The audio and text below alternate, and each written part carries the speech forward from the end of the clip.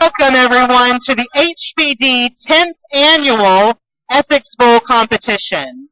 This is a 10-year tradition that we are holding strong to, and today was a very important day. It was Interprofessional Education Day. And what we have here is another example of professions coming together, offering diverse perspectives on diverse ideas and ethics. This event is sponsored by the Multicultural Affairs Committee here in HPD. And if you have an interest in getting involved in HPD Multicultural Affairs and planning more events like this, please reach out to us. Our email is mac@nova.edu.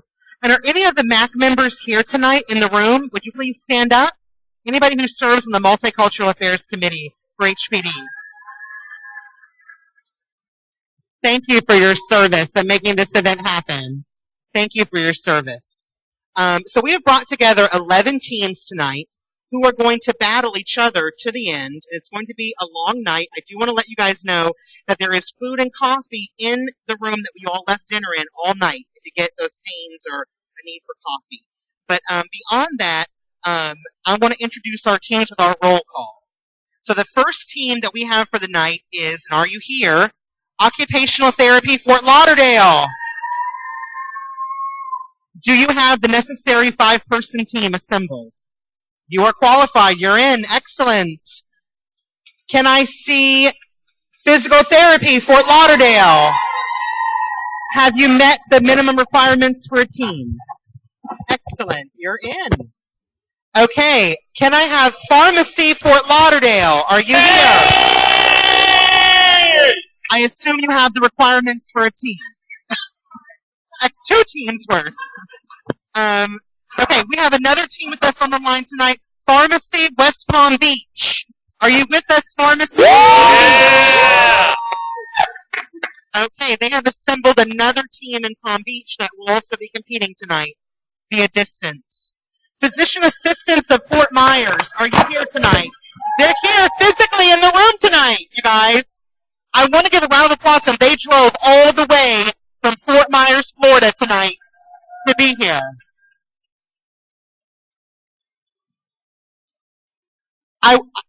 I was also, and also you all have supporters there in Fort Myers who are cheering you on tonight.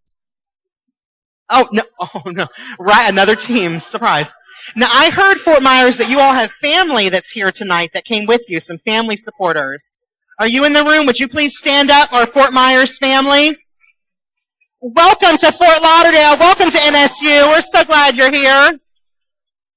That's wonderful that you all came to support. Where's the Fort Lauderdale parents? Come on now. Anybody from... We can't get a Fort Lauderdale parent to come out? Anyways, welcome, Fort Myers parents. We're glad you were here. Medical stenographers, are you here tonight? Do you have the necessary persons to form a team tonight? Excellent. Okay, dental, are you here tonight? Okay, you've assembled at least 3 people, 3 to 5 people, 5 people. This is great. You're in. Nursing Fort Lauderdale, are you here? Okay, excellent. Okay, anesthesiologist assistants, are you here? Okay, excellent. The physician assistants of Fort Lauderdale. Okay, you're here. Excellent. And last but not least, we actually have a team, the nurses from Fort Myers. Are you here tonight? They will be competing via video conference as well for the title. So excellent. So what I'm going to do now is I'm actually going to turn tonight over to our guest speaker, which he's going to say just a few words to welcome you and give you a little bit of background. But we're going to welcome Dean Stanley Wilson, Dean of the College of Healthcare Sciences.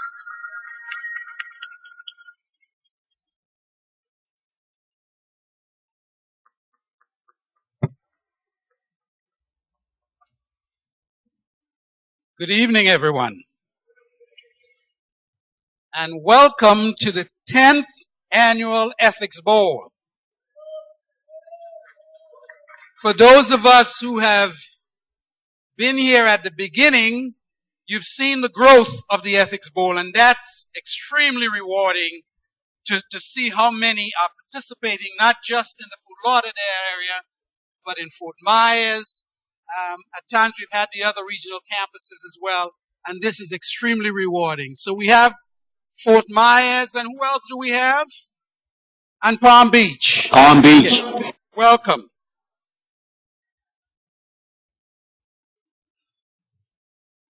Ethics reminds us of the importance of adhering to principles not dictated by law, but in a value system instead that is higher, in my mind anyway, than what the law demands. It is the adoption of values that leads us to practice with integrity and honor. And one important element I think one can say that is synonymous with with ethics, is integrity. One of NSU's core values. And Webster defines integrity as the quality of being honest and fair. But you know, those words are truly meaningless if they are just spoken or written. They really must be lived. Integrity births seeds of self-assurance that allows you to be humble enough in the presence of praise, but courageous enough to stand alone, eschewing the crowd. There are but 4 sentinels of integrity that I want to bring to your attention. First, integrity must be considered the cornerstone of your character. It is the professional attribute upon which all other principles must be born. It impacts every facet of your life in dealing with your classmates, your faculty, and with your patients. When you're faced with the prospect of cheating on an exam, falsifying a patient record, or merely giving your best on a project, integrity and the ethics of it says with a resounding no, I can't. Destroy the foundation of integrity and the whole building falls apart. No matter how beautiful the windows, no matter how good the doors may be and the porches, they all come crashing down in the uncertainty of no ethical behavior. William Shakespeare says, my honor is my life, both grow in one. Take honor from me and my life is done. Secondly, integrity must not be externally driven. Not to be dictated by the circumstances of the moment. But it should be an inner system that is constant and unwavering. You must make decisions based on the long-term implications and consequences, not what is expedient just for the moment. Ralph Bunche, the American winner of the Nobel Peace Prize, says, hearts are the strongest when they beat to noble ideals. Thirdly, integrity, it is just not the adherence to legal principles, but to what is ethical. Your integrity must not only be judged by legal tenets, but by ethical dictates. An adherence to the principle of doing what's right when others aren't looking. One writer says, don't be overwhelmed by decisions. Only consider the ethical ones, and you will find that your options are a whole lot fewer. Fourthly, integrity has no equal. You probably, if you listen to the news very well, you've heard of the story of a gentleman who was at the top of his game, very entrepreneurial, reaches out, loved and adored for his generosity. Yet he had a hidden something that was in the back of his mind. It's a deep, dark secret. And you ask, who am I speaking about? Well, I could be, excuse me? You could be speaking of Tiger Woods. You can be speaking of Lance Armstrong. You can be speaking of Roger Clemens. Individuals who, again, outwardly known for their generosity, but they held dark, deep secrets because somehow or other their integrity may have been compromised by things that they had in the background. Let me just close by illustrating a little story. This owner of a large corporation, or president of the corporation, was getting old, and he was about ready to turn over the reins of his business to someone. And he had all these wonderful executives that were sitting in the audience. He had his family there, and he said, I'm not going to turn this over just to family because it's important who I turn this over to. So he called up all the executives and he said, I want to give you a seed. Take that seed, plant it and nourish it for me. And so all of the executives took that seed, and he says, whoever at the very end, I'm going to give the title of CEO to one of you. They took that seed, each one took a seed, took it home, watered it, nourished it. One gentleman, his name being Jim, he put his seed in, had his wife, they both nurtured it, and they were looking, and that seed would not grow. For whatever reason, the seed would not grow. Months went by, and he became frustrated, and he kept wondering to himself, why is my seed not bearing anything? It was just nothing happening. And so he became a little frustrated, and the day came when the CEO said, I want everybody to bring whatever it is was born of your seed, bring it back to me. And so Jim said to his wife, I can't bring that seed because it never grew. There was nothing. And his wife said to him, you have to. You have to reach out and bring your seed. So on the day when everybody brought their seeds, and Jim entered the room, and every other executive's seed was blooming. The plants were there and they looked beautiful. He walked in with a pot with not a single thing blooming, just dirt and a seed that had nothing associated with it. And so the CEO walked into the room, he looked at everybody and says, wow, it seems like your seed bore a lot.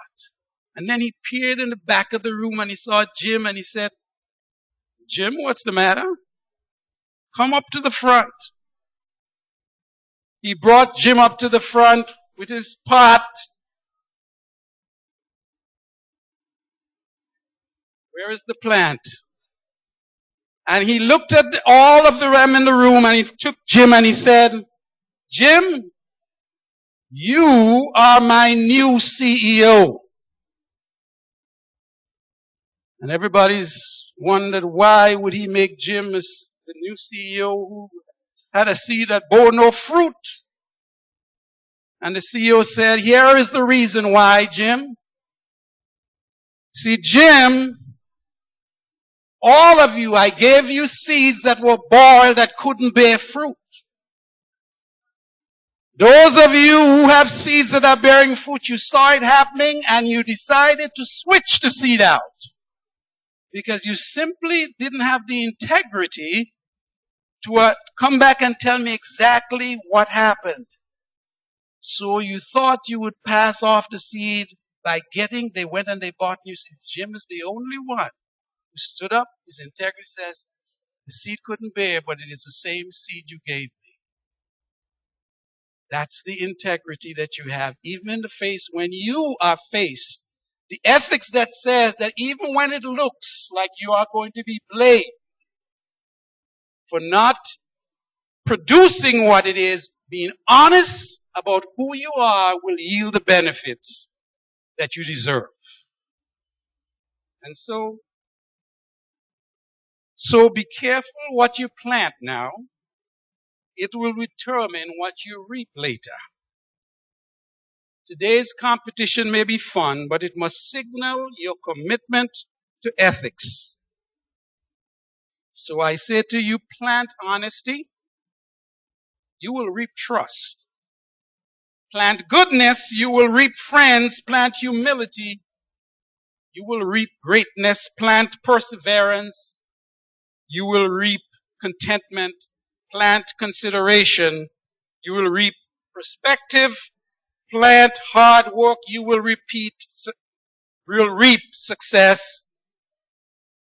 Plant forgiveness, you will reap reconciliation. Let the games begin.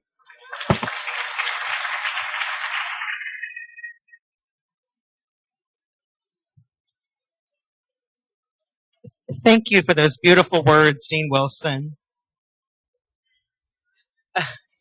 So, as much as tonight is about a competition, we also want you guys to take time throughout this evening to learn from your peers. When you're in these competitions, when you're in these rooms, listen to how another, team that's not like you responds to questions. How do they think about ethics, and what is their profession telling them? And how does that contrast to yours? So as a way of kind of integrating what you're learning. You all got a certificate when you walked in the door. You'll take that home with you. And we hope you'll use that to tell, future people that you participated in this event. I do want to give a special shout out to our faculty coaches. If you're a faculty coach in the room, will you stand up? If you coach teams?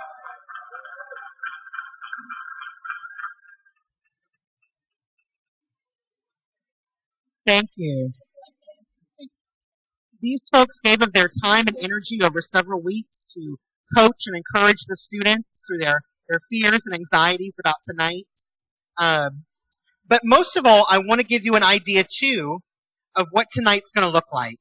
So we have 11 teams competing, which means we have pre-selected out of a hat one team tonight that will be passed through.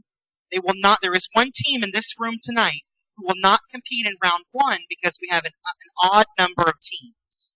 That team was drawn at random out of a hat 2 days ago, and they will not be competing in round one. Should I announce who that team will be? You will be receiving a pass into round two, and you are nursing Fort Myers.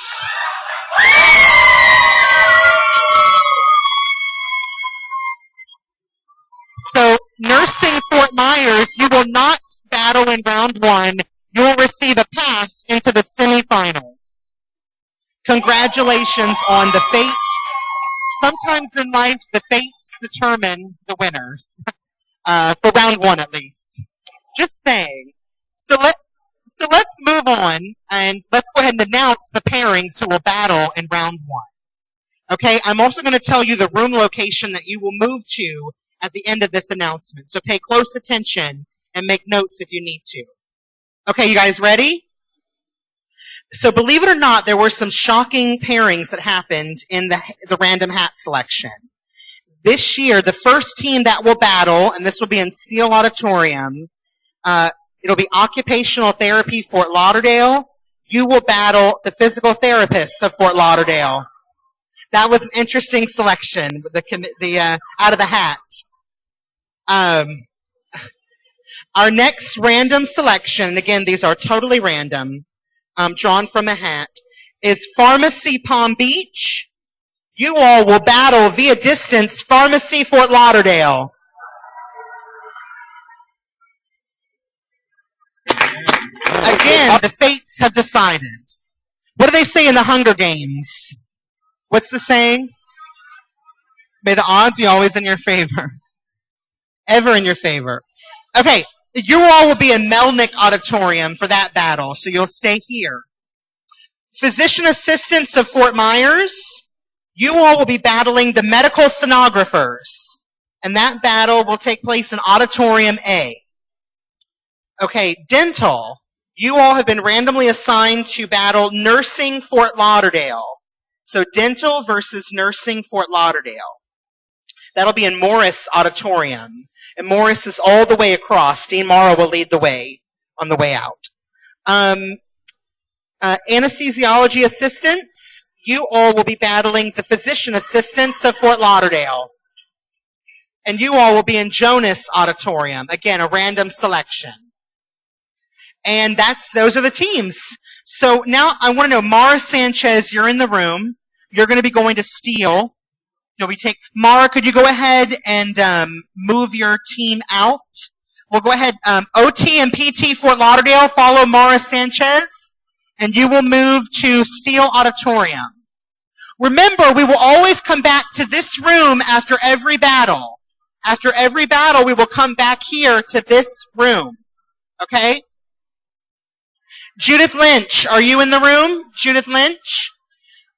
Pharmacy, Fort Lauderdale, you'll follow Judith Lynch to your table.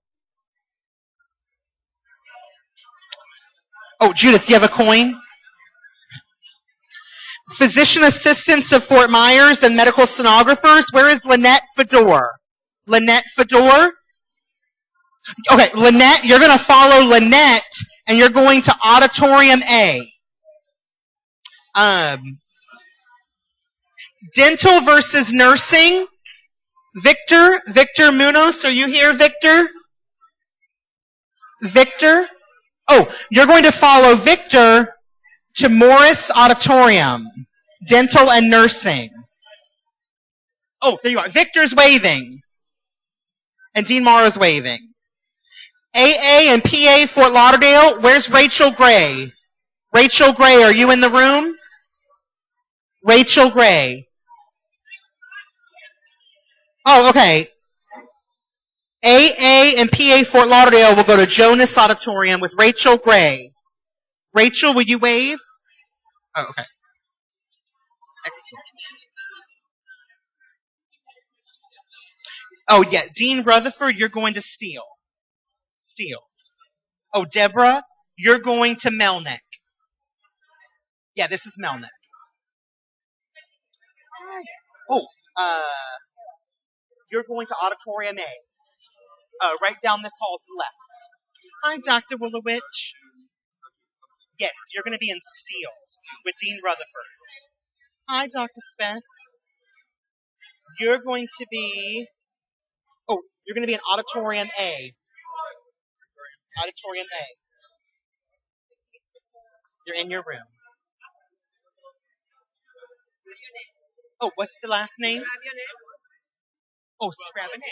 You're going to be in Jonas Auditorium. C. Auditorium A. Okay, Dr. Scott.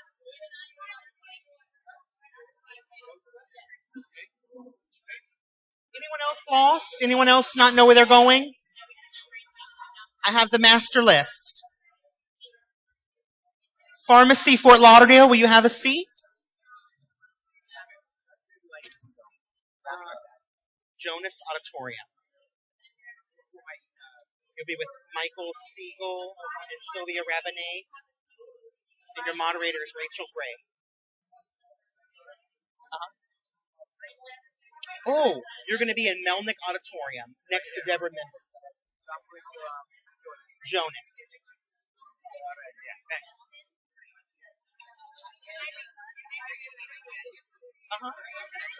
you have to schedule a class. No, this shouldn't be.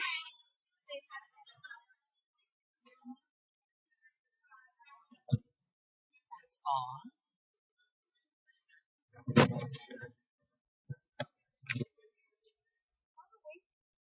Oh, we have a reservation for Jonas until 9 o'clock tonight.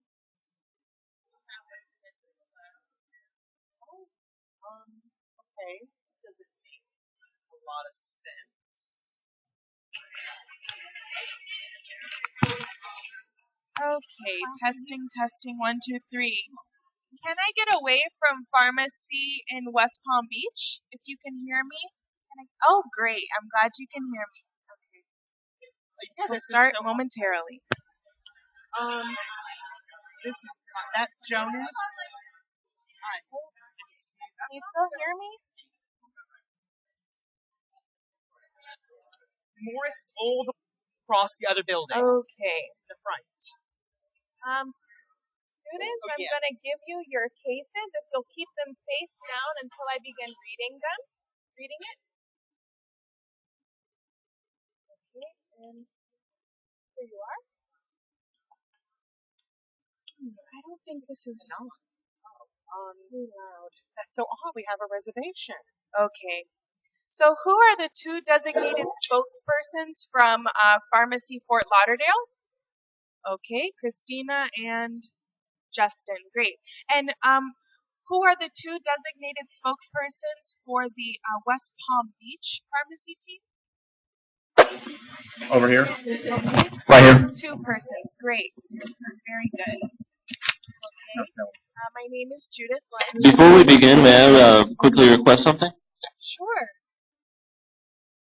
Hi, sorry for the interruption. My name is Dr. Valdez. Just wanted to make sure that everyone in the room, the moderators, go ahead and check the participants' papers just to make sure that there's no notes written. Thank you. To make sure that there is no writing on it? Correct. Okay. Yep, sure. I'll be glad to check right now. Okay. Okay, that's fine, but no other notes. Good. Great. And if you'll check in the Palm Beach campus, that'd be great. Reservation. I don't know what is going on. Okay. That is Nursing Fort Myers. You folks assigned to be in jump. Okay. I'm sorry, that's Nursing Fort Myers on the other Also screen. the student lounge. You know what? I don't think he knows his mic is on. Okay, thank you. Yeah. Grab the nameplate. Nursing Fort. The top team on our screen is who they are competing against. Exactly. Yep. Okay, so we will begin. I am designating. Where did my quarter go? Oh, you're the moderator. You got it. Okay. Let's see. We have to. Well, I've lost my quarter. Does anybody have another coin? You'll be able to. Sorry. Here. Okay. Any coin? Any coin. Okay. Oh, we have one down here. Thank you very much, though. Any coin, yep. All right, and we'll do Pharmacy Palm Beach will be heads, and tails will be Pharmacy Fort Lauderdale. Okay, and this is an unbiased quarter. Oh, okay.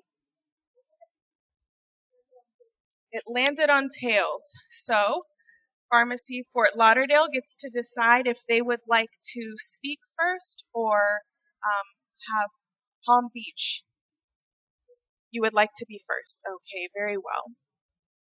Okay, I will now read the case. You may flip. Time is of the essence.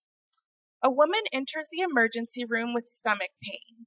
She undergoes a CT scan and is diagnosed with an abdominal aortic aneurysm, a weakening in the wall of the aorta, which causes it to stretch and bulge.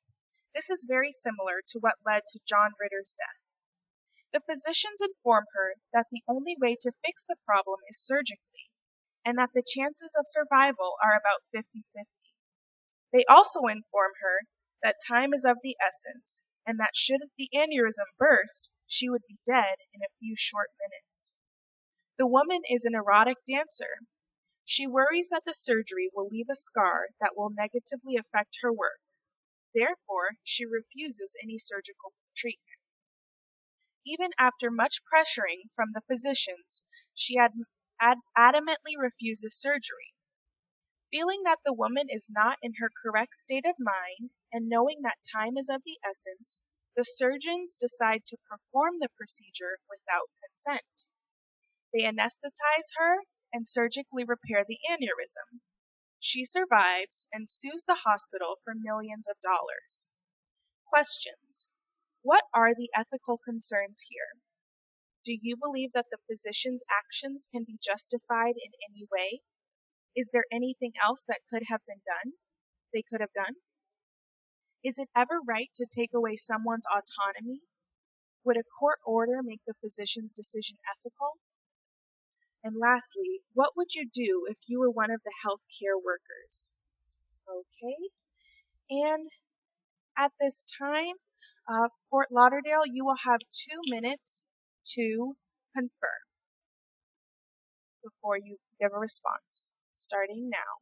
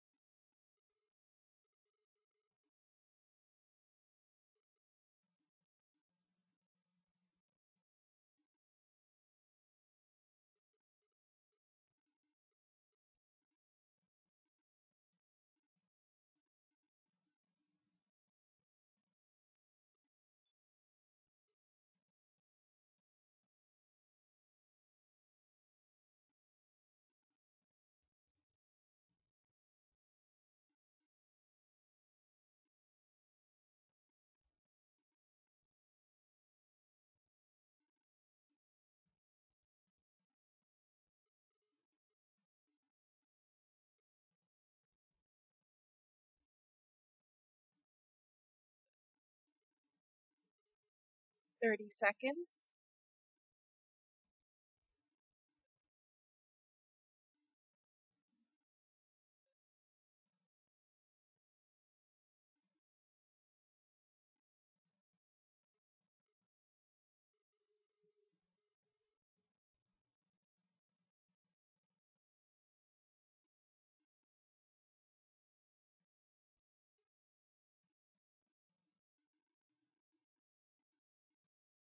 And time is up.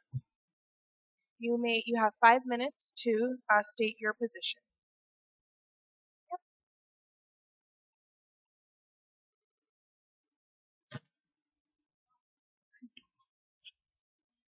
Sorry.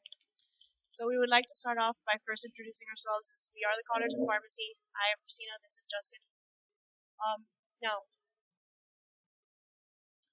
regarding to this case, we do not feel that the healthcare worker at this time is justified in his actions for the simple fact that a patient's decision is their right.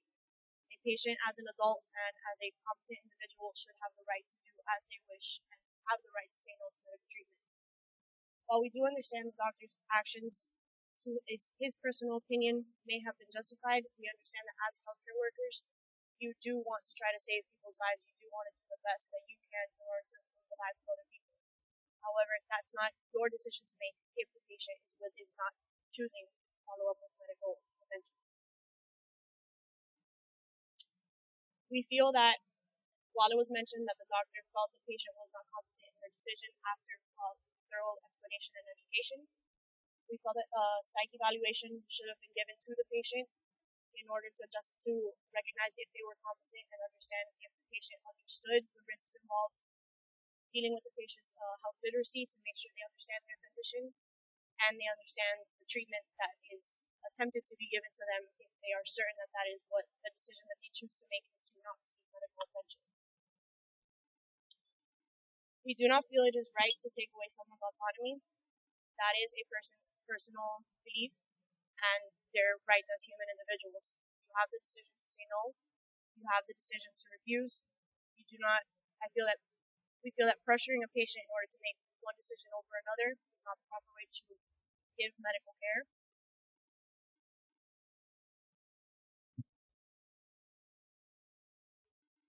If we were that healthcare worker, I believe that we would have not done what they had done. We would have respected the patient's decision. We would have respected the patient's decision in the sense that they have the autonomy to do as they wish, and that would have been the decision we would have made as a group if we had been the healthcare worker. As we've already addressed, the doctor used their personal opinion in spite of the patient's wishes.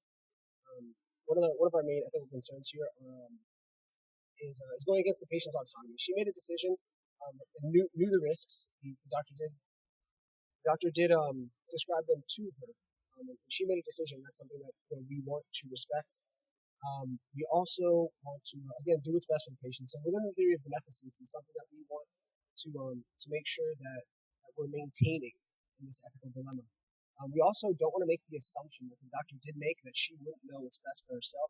We also assume that his personal preference, albeit objective, was stronger than hers. Her career as an erotic dancer is how she makes money. You don't know what kind of money situation she's in, and taking that away from her is definitely is non-maleficence. We don't want to do any harm to her livelihood. So what would we do if we were one of the healthcare workers? Is as we've already alluded to, is trying to inform her as much as possible. We would I think I'm reiterating. I think we would definitely do what she wanted most. We also don't know if this surgery would be successful, so that's something we should have the doctor should have considered before going on their own opinions. And again, even if the surgery was or wasn't successful, the aneurysm may not have put her at risk. It may not have quote unquote popped. And you also don't have her consent. So informed consent is something that we want to make sure we cover. And in this case, the doctor did not, and in doing so, violating her ethical rights. So just to summarize our main points, we would like to just clarify that we do not believe that the doctor was justified in his actions.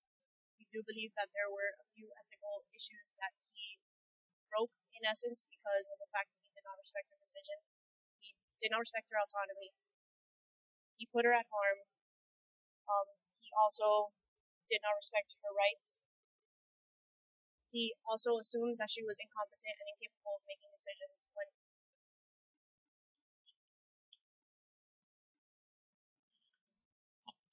Great. Now we will give 2 minutes. Very good.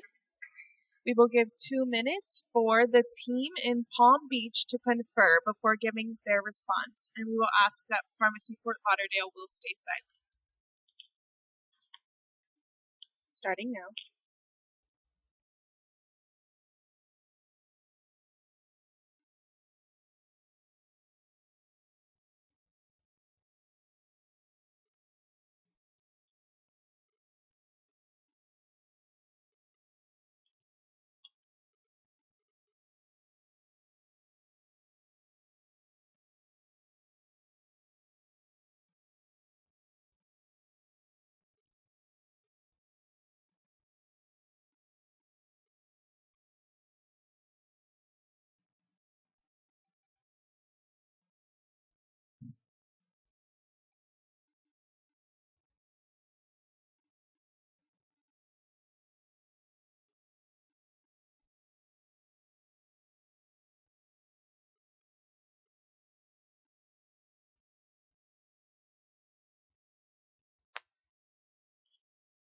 One minute left.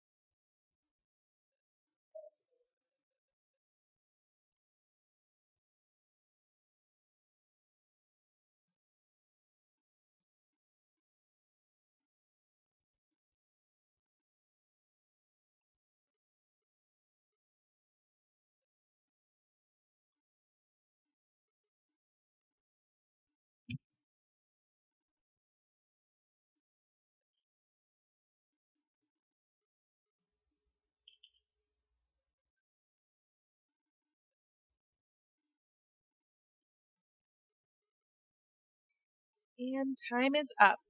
You have 5 minutes to state your position, and you are welcome to pose questions to Team 1 as well. Your time begins now. Make sure your mic's on. Hello, can you hear me? Yes. My name is Ahmed, and this is Andrew here in Palm Beach. And basically, we agree with most of the points that were addressed by Davey pertaining to whether this was an ethical, whether what ethical concerns were addressed here. There were ethical concerns. We feel that the doctor should not have done what he did at the moment that happened.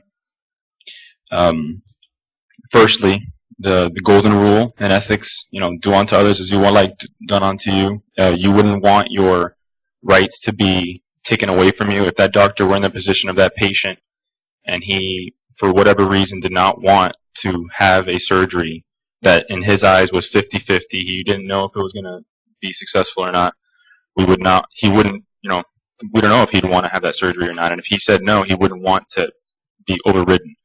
Another factor is contacting of the family. Like Davey said, we would have liked to do like a psych test on the person to make sure, like an evaluation to see if they were in the right state of mind. We could have contacted family to see if this is what her wishes were. Do we believe the physician's actions were justified in any way? No. I mean, the physician was acting in the best interest of the patient in his eyes, and he wanted to do what was best for the patient for her health, but at the same time, he was taking away her autonomy. Anything else that we could have done with the psych evaluation, talk to family. An example that we found was dealing with DNR, chemo, intubation, agent and receiver tests with ethics. If someone decides to not be resuscitated, they don't need to be. If someone refuses chemo with stage 4 cancer, that's something that's their decision. That's their prerogative. And maybe when talking to family, maybe we could have found a medical history with this patient. We could have found some information that we didn't know before and gone from there. In a lot of situations that are like this, we're faced with several instances where we may think that as health professionals, we know better in a patient's situation, and maybe if they don't want to do something, we insist on having it done, such as immunizations or certain antibiotics for treatment if someone doesn't feel like they need it, or if they do feel that they need it and they don't really, we put our will on others in some instances. But something that's life or death, and as a patient's decision, we have to respect them as long as we've given them information that they can make an actual decision with. So with that, we gave them the informed consent, we gave them the information, we told them what they had and what the risks were.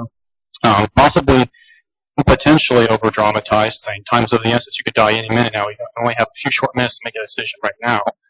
Maybe a little calmer, a little more an approach that can help her make such a decision would have been more appropriate for this particular instance. But given even that, she made her decision, and we should respect that. We should respect her decision to go through with the therapy or not. You can't just make decisions for everybody. After giving them the information, what if it was you or me, and we had a doctor who just did whatever they wanted to, despite what we asked? What if they said you must have an abortion, and we didn't feel that was necessary, even if it was health related, and they just went ahead and did it anyway. Given that, we must also take into consideration any family that they have, any other people that may have been able to help with this decision making. We also have agent receiver, and as last resort for this potential problem. Given that we don't really know if it was going to be completely successful. But we understand that overall the doctor was acting in what he felt was her best interest, given that he did feel that it had to be done. He wanted to help her out, and they went ahead and did anyway to save her life. But in the end, it is her decision. It should have been her decision, and that is why they were able to sue the hospital, because they went against her wishes and against her autonomy. Thank you. Very good. Okay, at this time, Pharmacy Fort Lauderdale, you will have 2 minutes to confer. and I ask that pharmacy in Palm Beach would remain silent at this time. Your time begins now.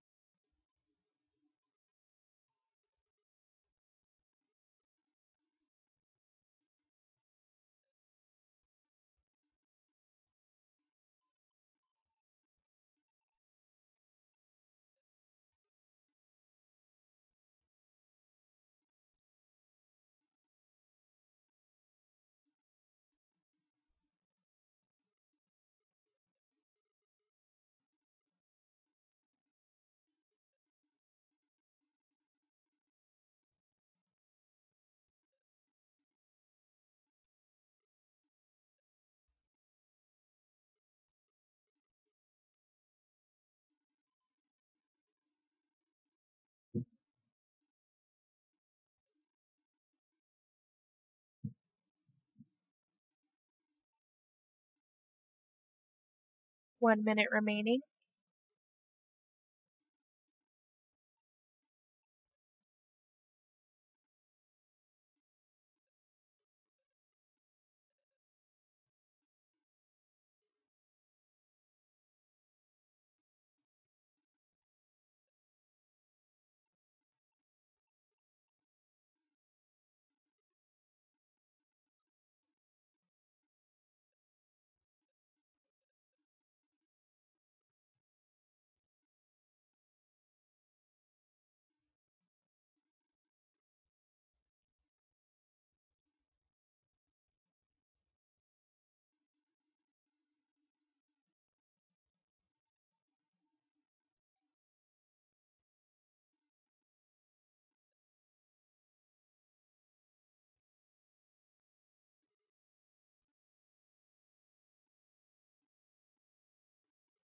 Okay, and at this time you have 3 minutes to respond to Team Palm Beach's analysis with the defense, and you are also welcome to ask questions of the other team.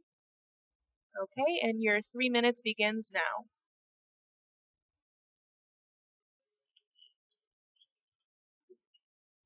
We would first like to start off by saying that we feel in this situation, fidelity is something that should be mentioned simply for the fact that when you do become a healthcare professional, you make an oath. You make an oath to keep your word, to be loyal, and to have the best interest of your patients. And that's something that I feel is very important in this case because if the patient decided to say no, you have to respect their decision. And in you telling them, okay, I understand what you decided to do, you should keep your word and not then go forward and do as you wish regarding their medical treatment. The other thing we would like to direct is one of the questions posed asked, would a court order make this physician's decision ethical?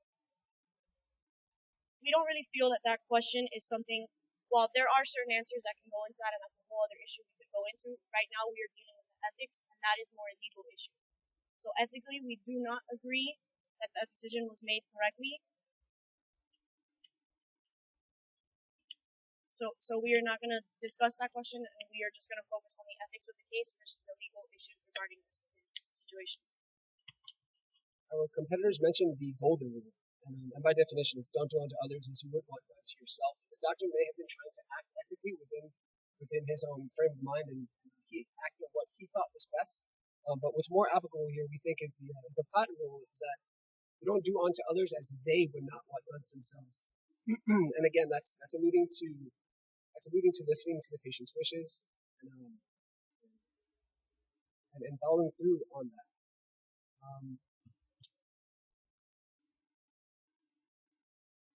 So, and to reiterate, what would we do if we were the healthcare workers here? We would listen to the patient. Obviously, we would try and establish if the patient was willing to make her own ethical decisions. Is she right in doing so? If she was right in doing so, then we would listen to her. And if not, she was claimed by a psych exam to not be within the rational mind. We would then make the decision for them. I think the doctor could have also contacted her family members, not necessarily just a psychiatrist, but to see if she's had any psychotic breaks in the past.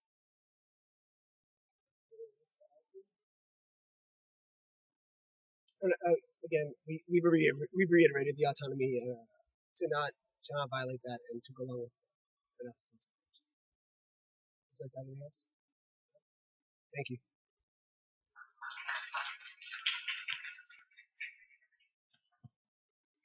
Very good.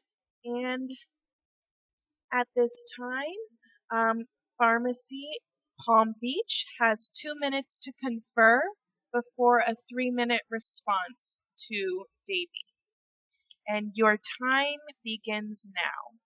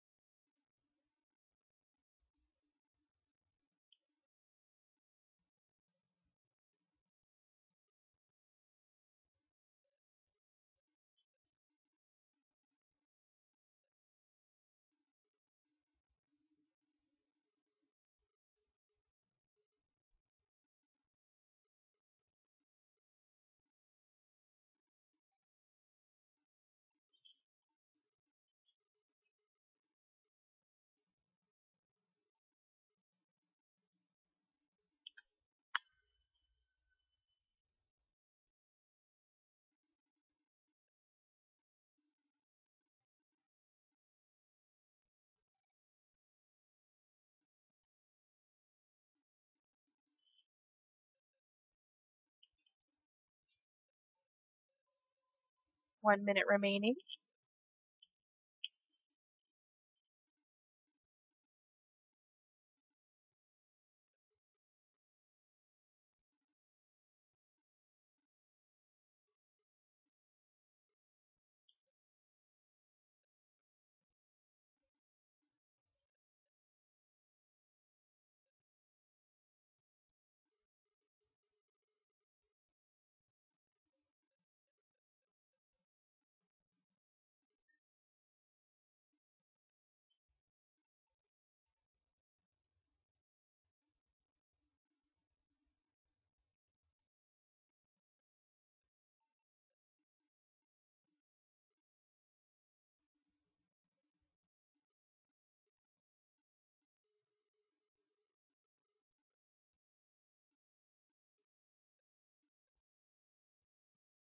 And your time has elapsed. At this time, you have 3 minutes to respond to Pharmacy Fort Lauderdale. Your time begins now. Hello? Yes. Hi. So we spoke a little about the autonomy and the principle of autonomy, and in some cases it can be restricted. There was an example with the Ebola virus when it spread, that there was a nurse who was held in her home against her will because of the fact that she had Ebola, and it was for the greater good of the community that she was not let out. But in this case with autonomy, we feel that it should not have been overruled because of the fact that she did not want to have this surgery, and it should have been respected. Now, another example that we went over was the corporate social aspect of ethics. We feel that the hospital was working in their own best interest to be able to cover themselves. The hospital did not want to be sued later on because they did not treat a patient that they knew was at risk.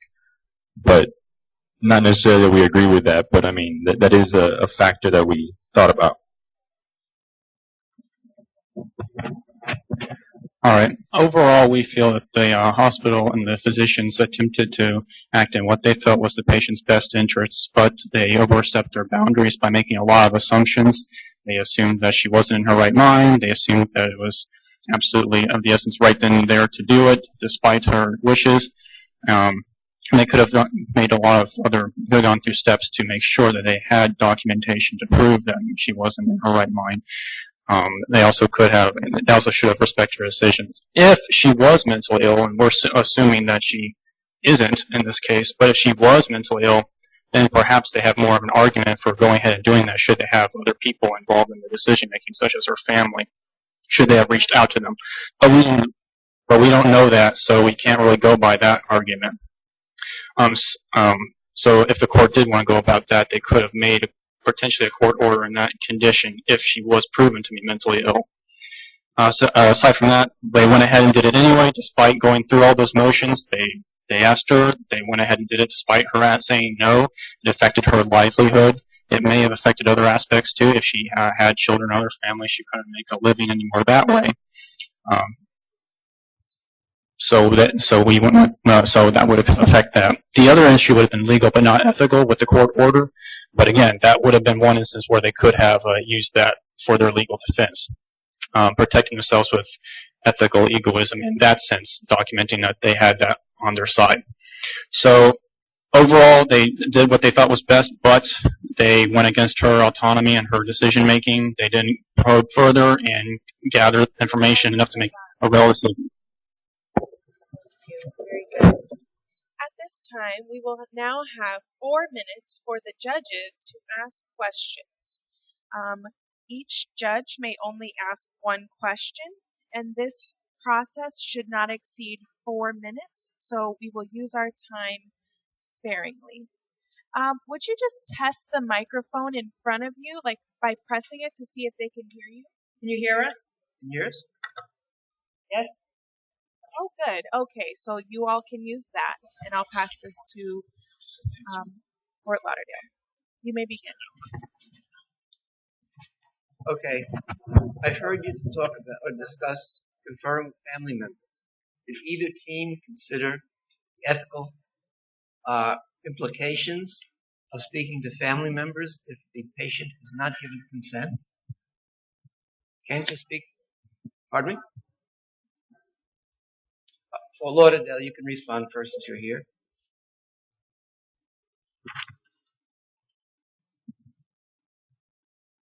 Yes, that is a concern that you wouldn't want to violate it, but obviously introduce more problems in her family life than she may already have. There is a chance that she may have had a health proxy to make decisions for her in the case that she was unable to do so. And in that case, that's somebody that we can speak to freely. That does pose an issue. If the proxy was available, that's somebody that we would speak to, and we would not violate any HIPAA laws or her ethical standing upon her health. Okay. If we did first perform a psychiatric evaluation, if time permitted, and it was found that she wasn't in her right mind, perhaps then we may be able to turn to someone, a proxy such as either maybe if she has a son or a daughter or a spouse who can speak on her behalf, maybe a parent, but maybe only in that instance where she has been proven not to be in her right mind and can't make decisions, assuming that no spouse is there with her at the time either, since they had her in the room by herself.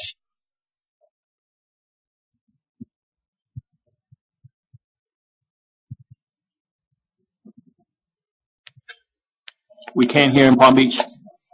Very well. The judges will ask the next question. West Palm Beach, this is for you. Given the in the case that it is said that time is of the essence, would you please explain your reasoning for the psych evaluation?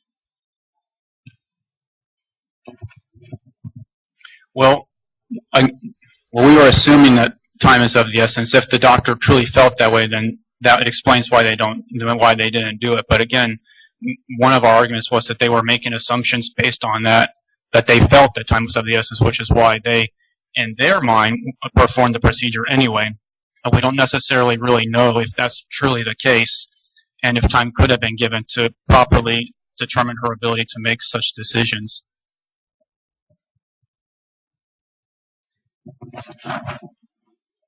Well, basically, also we were taking into account that time was very slim, and that's why we feel that the surgery was actually done. That's why we feel like the hospital did that, because they didn't have time, and we're saying that we wanted them to actually. I mean, we're saying that we feel that they went against her wishes and that it wasn't right. But if it was done the right way, it should have been with the psych evaluation. Very good. And one last question from the judges. No other questions. Yep. Very well. Well, this now ends this portion. At this time, we will leave the room, and allow the judges to deliberate. We'll have 4 minutes of recess and return. So, Palm Beach, just hang tight.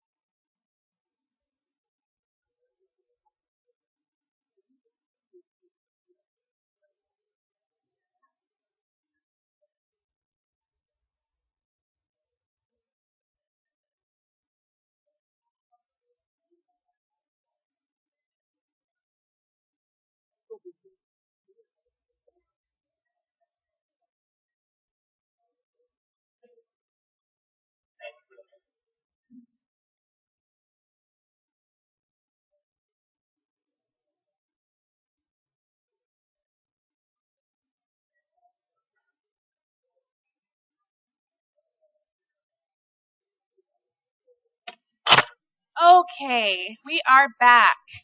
And yep, you can get your things.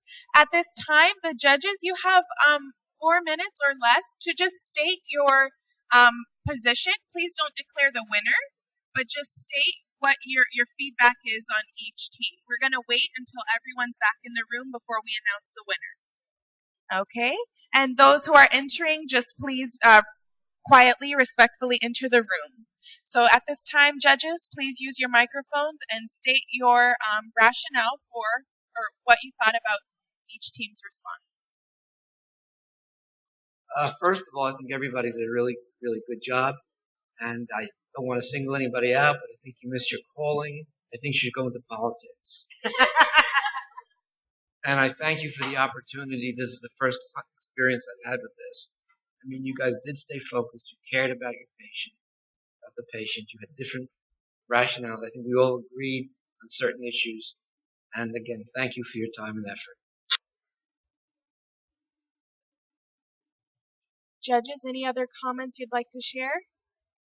Okay, he said it all. Very well. Well, great job to both teams, and we will await the response as we wait for all other teams to come back into Melnick. Great job.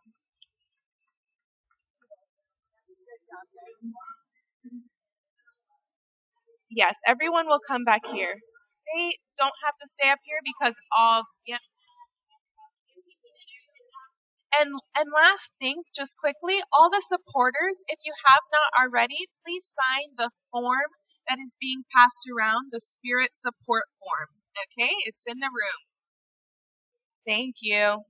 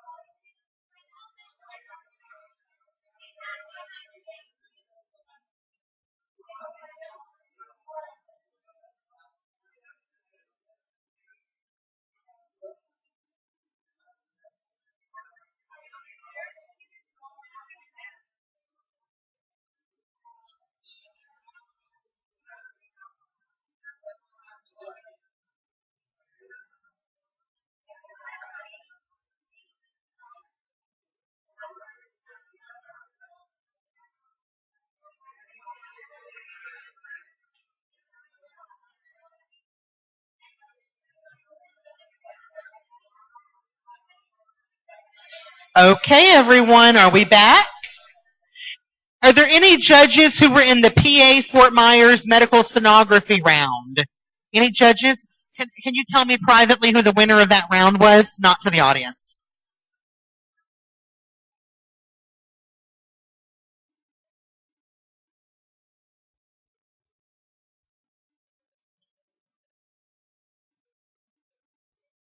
Are there any judges in the room who were in the dental versus nursing Fort Lauderdale round? Oh, excellent. Tell me in private who won.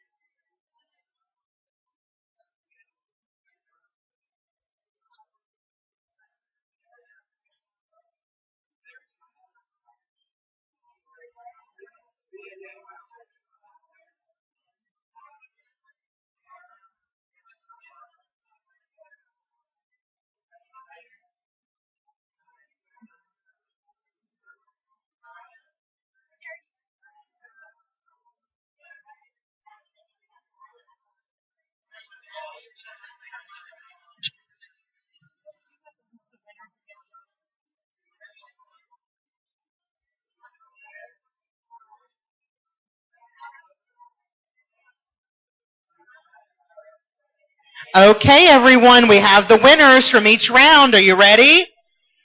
And here's who's going to move forward. Okay, so in the first battle, that was occupational therapy versus physical therapy, Fort Lauderdale. The winner of that battle royale was, a drum roll, occupational therapy. Physical therapy, we're so sorry, but we do hope you'll continue to stay throughout the night and enjoy the festivities and continue the learning. Okay, in the battle of pharmacy Palm Beach versus pharmacy Fort Lauderdale, a battle for the ages, the winner of that round was Pharmacy Fort Lauderdale. I'm so sorry, Palm Beach. But we hope you'll continue with us throughout the evening. The winners of PA Fort Myers versus the medical sonographers was PA Fort Myers. Yay! The physician assistants at Fort Myers have won that battle. Sorry, medical sonographers. We love you. And we'll miss you. But stay along with us tonight. Wow. Sharks really do fly. They said they win when the sharks fly. And I guess it did. Awesome. Way to go, physician assistants at Fort Myers. So now in the battle of dental versus nursing Fort Lauderdale, the winner, drum roll please, the winner was dental. Dental, you will move forward in the competition. Nursing, you had a great show. The winners from the battle of anesthesiologist assistant versus the physician assistants of Fort Lauderdale, the winner was PA Fort Lauderdale. Okay, so those are our results. And I do want to make a mention that the battle between AA and PA Fort Lauderdale was a 1-point difference. So that was truly a nail-biter in that competition. I just want to make that aware the audience. So here we go with room assignments. Dean Morrow is calculating judges to determine where judges will go. So judges pool in the front here, please stay on alert. But what we're going to do now is we are going to send nursing Fort Myers. You're going to battle through the video conference with the physician assistants of Fort Lauderdale. So come on down, PA Fort Lauderdale. You'll be up here at the front. And we will have occupational therapy Fort Lauderdale versus pharmacy Fort Lauderdale. They will battle in Auditorium A.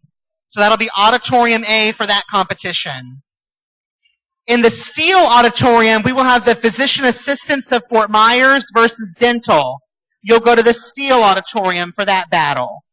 The moderator in Steele will be Victor Munoz. So Victor, can you raise your hand? Oh, Victor, you're going to lead dental and PA Fort Myers to the Steele. Andrea Ray, are you here in the room tonight? Oh, Andrea, you're going to be moderating for OT Fort Lauderdale and Pharmacy Fort Lauderdale. It's Andrea Ray in the gray shirt. And then PA Fort Lauderdale, you'll stay here. Yes. Nursing and PA Fort Lauderdale, Deborah, Carol, Bill Hardigan. Okay. So in Melnick, the judges that will stay will be Deborah Mendelson, Carol Lambin, and Bill Hardigan. Bill Hardigan, are you here? Oh, perfect. Excellent. So those folks will stay here. In Auditorium A, we will have Terry Morrow, Dean Marcy Rutherford, and Robert Seltzer. In Auditorium A. In Steele, we will have Rochelle Dorn. Oh, she's no longer with us. Robert Speth and Cheryl Hill. Steele. Other judges, please stay tuned. Oh, OT is in Auditorium A.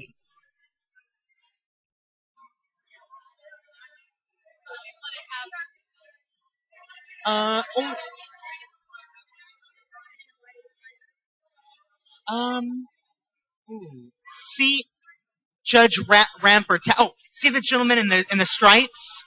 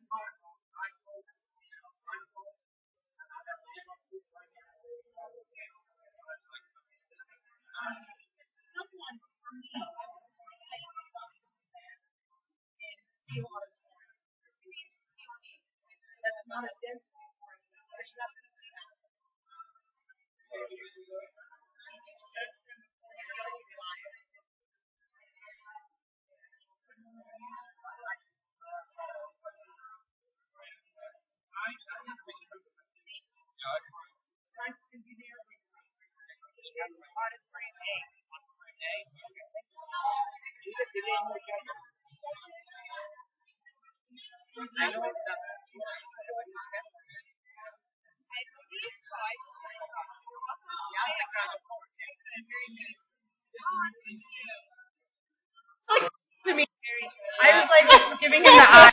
Like, no, you're nervous. Oh, but like, and you always. You go to the gym?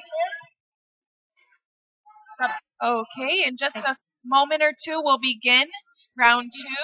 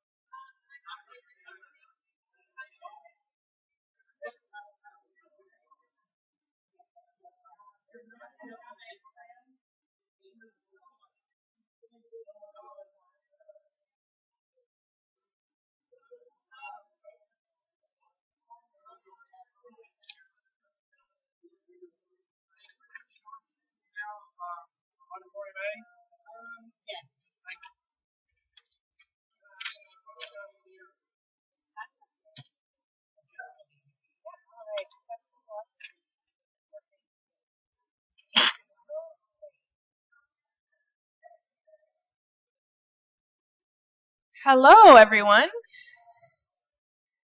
Hi, yes. Okay.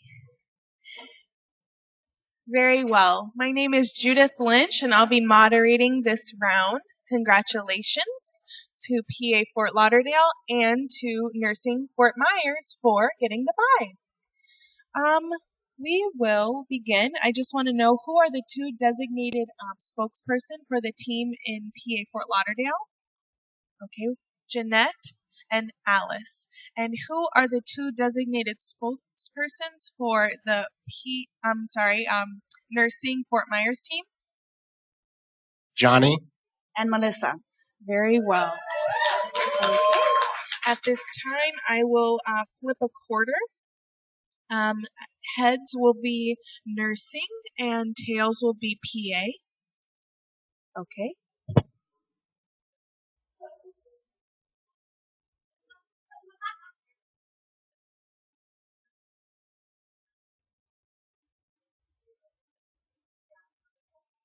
Okay, and it landed on heads, which is nursing.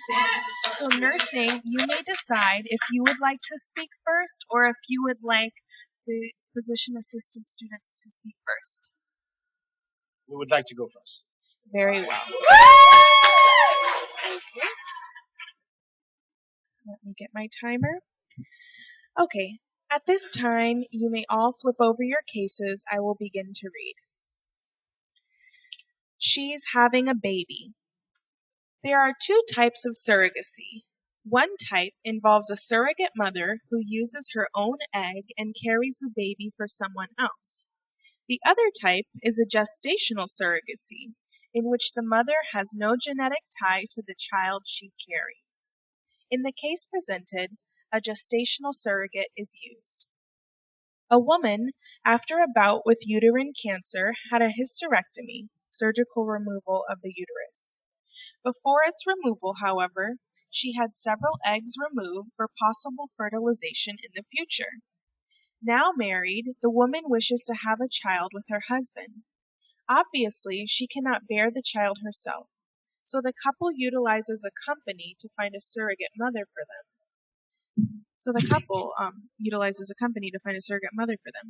The husband's sperm is used to fertilize one of the wife's eggs and is implanted in the surrogate mother. The couple pays all of the woman's pregnancy-related expenses and an extra $18,000 as compensation for her surrogacy. After all expenses are taken into account, the couple pays the woman approximately $31,000 and the agency approximately $5,000. Though the surrogate passed stringent mental testing to ensure she was competent to carry another couple's child, after carrying the pregnancy to term, the surrogate says that she has become too attached to her child to give it up to the couple. A legal battle ensues. The questions are: can allowing surrogate mothers to be paid for their troubles allow poorer women to be oppressed? Does paying the surrogate harm her and or the child's dignity? Is it selfish, conceited for the couple to want children of their own genetic makeup? If yes, does this change if you can easily have a child? Note: over 100,000 children in the U.S. are waiting to be adopted. However, most are older, have several siblings, or have special needs. One of the main arguments against the use of surrogate mothers is that carrying and giving birth to a child is such an emotional event that it is impossible to determine if the surrogate will be able to give up that child. Though adults enter into the contract, the child could ultimately suffer if a long custody battle ensues, as it could in states where surrogacy contracts hold no legal value, such as Virginia. With the possibility of such battles, do you think it is acceptable for parents to use a surrogate mother? And lastly, do you think that if the surrogate is awarded the baby, this could cause emotional harm to the child? Who do you think should receive the child, and why? Very well. At this time, the nursing team has 2 minutes to confer, and I ask that PA Fort Lauderdale will remain silent. You may take notes, but no speaking. Okay, your time begins now, nursing.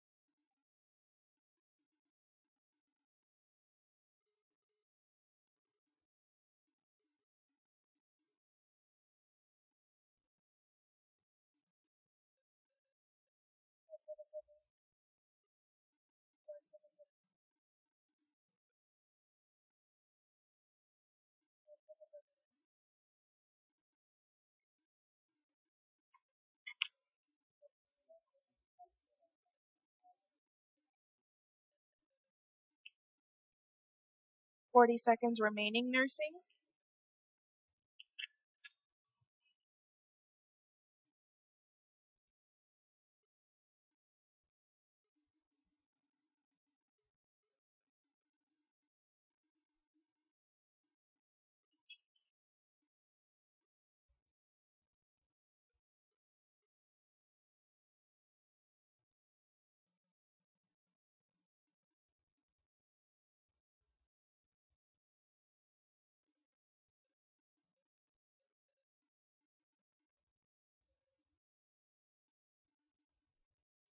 And your time has elapsed. At this time, you have 5 minutes to state your position. Okay, let's make sure your microphones work. Just start talking when you're ready. There are several ethical points that we wish to make. Firstly, we do not believe that allowing. Talk a little bit louder, please, in the mic. Okay. Yes. The first question at hand: can allowing the surrogate mothers to be paid for their troubles allow poor women to be oppressed? No, we should not suppress the fact that these people are able to afford to have a surrogate take away from them. They have that's a choice that they can make. One of the issues we have with respect to the surrogate getting the child is that it violates fidelity, fairness. The surrogate was aware of the fact that she was going into a contract. She has no genetic ties whatsoever to that child and should not be awarded that child under any circumstances. Granted, she did in fact carry the child for the 40 weeks, but nonetheless, the child is the genetic ties to that child belongs to the parents. Additionally, you mentioned the second question asked if it is selfish or conceited for these people to want their child. Who would not want a child of their own? humanity. That's something that we want for, it allows us to, one of the other ethical principles is autonomy, to respect the individual decisions of the parents to have a child. So no, it is at any point conceded of them to want to have a child of their own.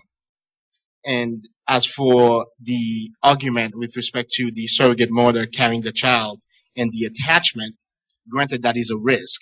Nonetheless, the surrogate must abide by justice, the ethical principle of justice, which is to be fair, because and to be truth to her, and which also applies to veracity, because she agreed and concurred that she would in fact be a surrogate, and then going through it, she was a competent mind when she went into that agreement, and should be held to it, because again, it is, we must respect the fact that this individual as it went into this contract as an adult and should in fact uphold that contract.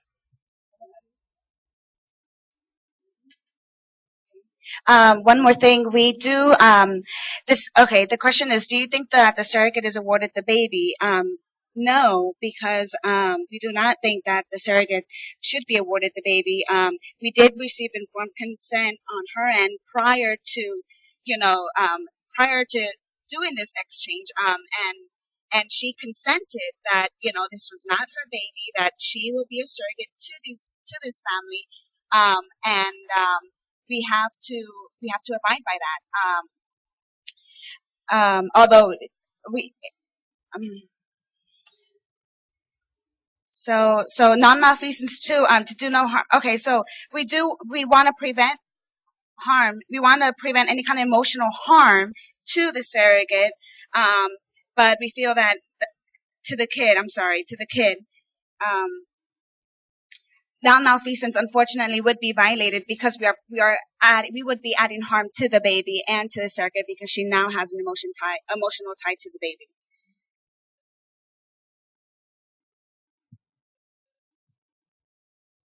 You're done.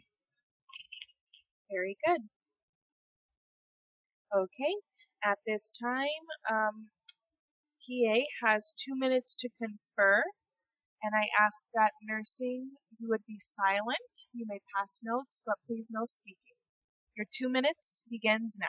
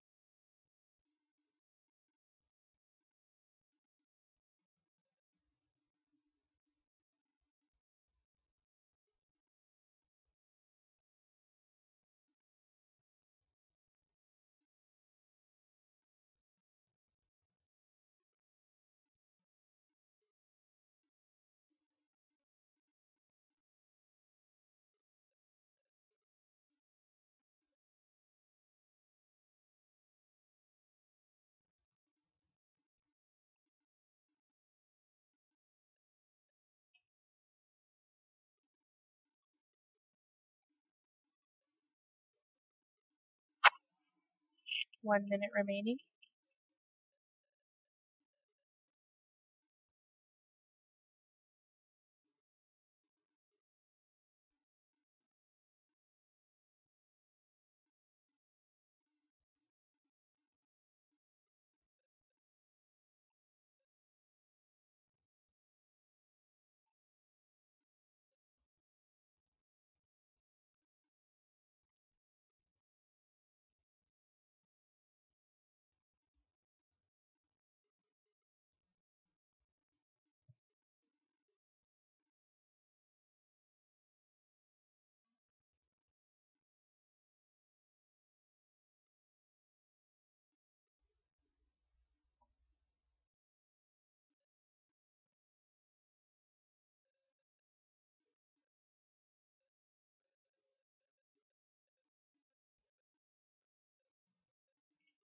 Okay, your time is up.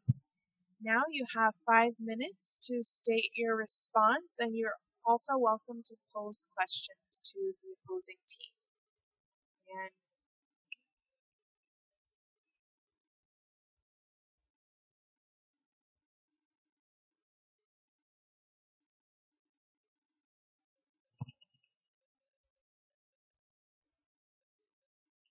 Okay, so the first question to what they say, the troubles allow poor women to be oppressed.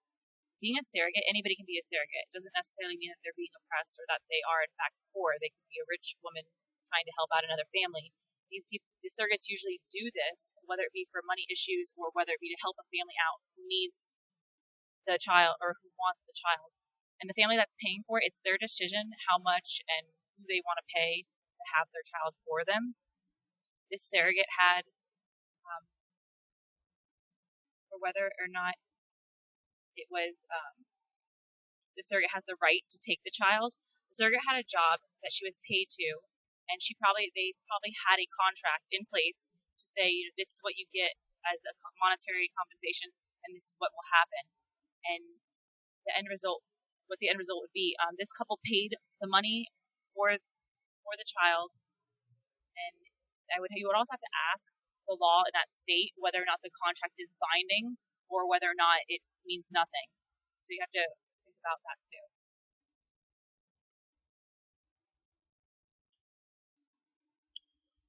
In regards to question 2, we agree that autonomy is definitely a point here, that the surrogate has made this own decision and gone about it, and gotten into a contract with the potential parents. Is it selfish or conceited for this couple to want children with their own genetic makeup? No. Knowing that the woman cannot physically have her own children unless there were other barriers besides that, we believe that it is not selfish or conceited. In regards to number 4, do you think that if a surrogate is for the baby, this could cause emotional harm to the child? We feel that we would have to know, in this case, the state of the surrogate's financial stability as well as a stable home for the child. If the potential parents who have paid the surrogate are more stable in that way, we do feel that the surrogate maybe could provide, this could cause harm to the child if they stay with the surrogate. However, in regards to the law, if the surrogate has gone into a binding contract with the parents, we do believe that the parents should proceed with the child. As to question 2, whether it's selfish or conceited, I don't think it's selfish at all. This woman had some medical reasons as to why she was unable to have a child. They want to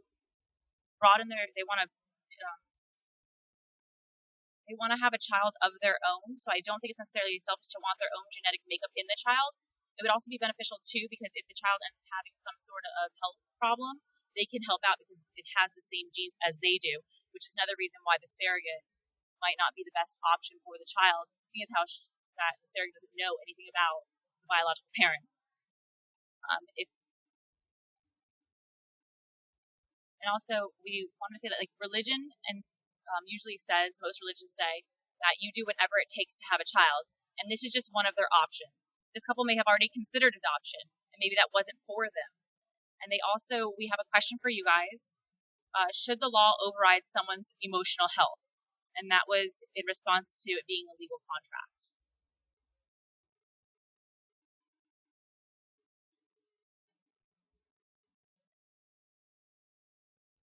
Okay, and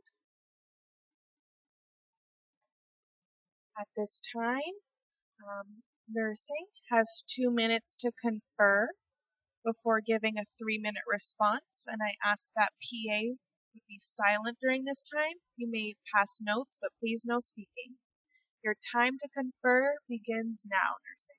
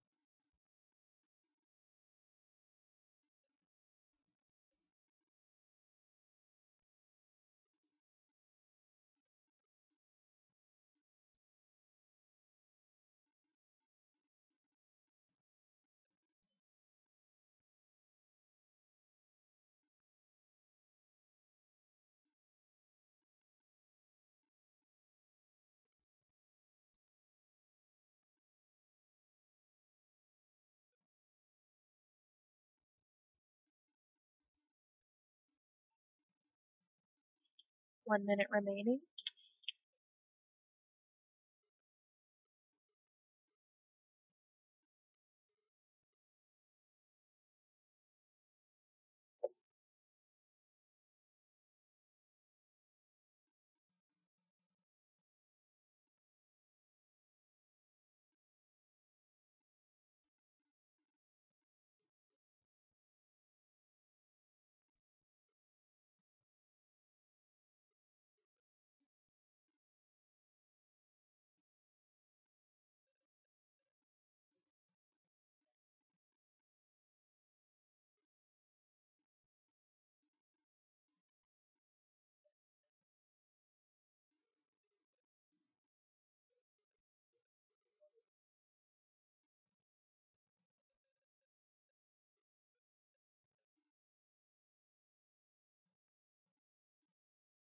Time is up.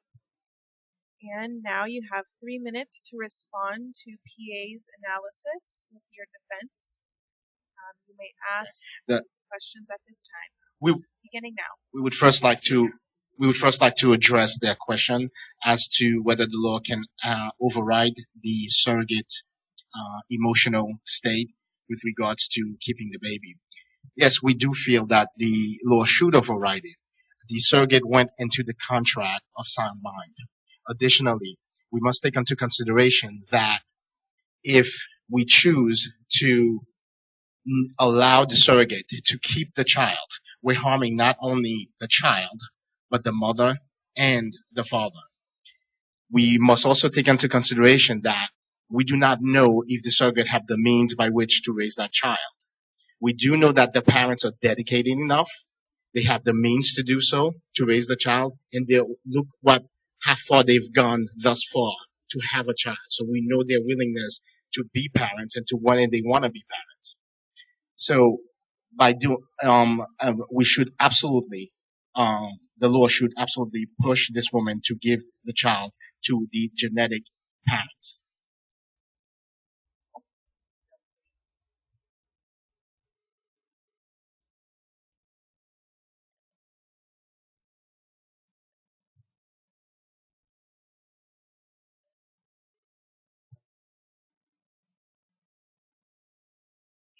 Do you have other commentary?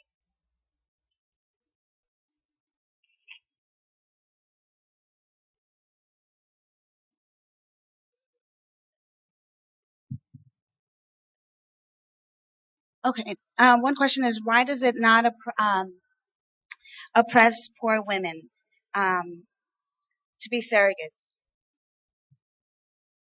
Yeah, this is a question to them, and it's give me one second. 1 minute remaining. Okay.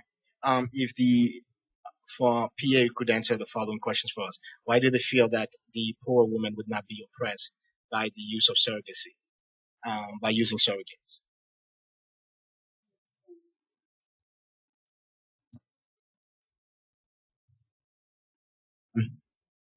Oh, are you done? Or they're not going to respond at this very moment. But are you like do you have any other commentary before your time is done?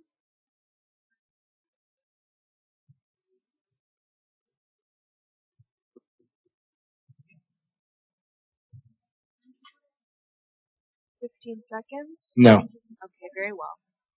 Okay, and at this time, PA, you have 2 minutes to confer. I ask that nursing would be silent during this time. Your 2 minutes begins now.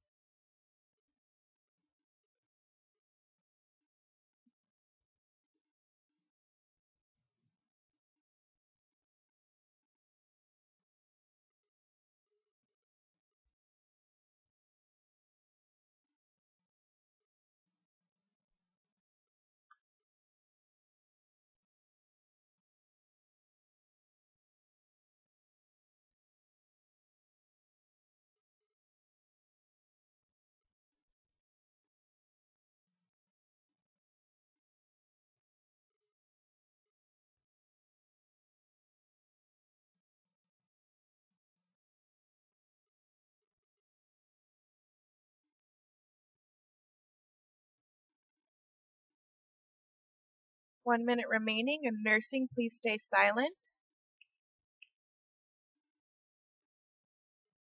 No talking.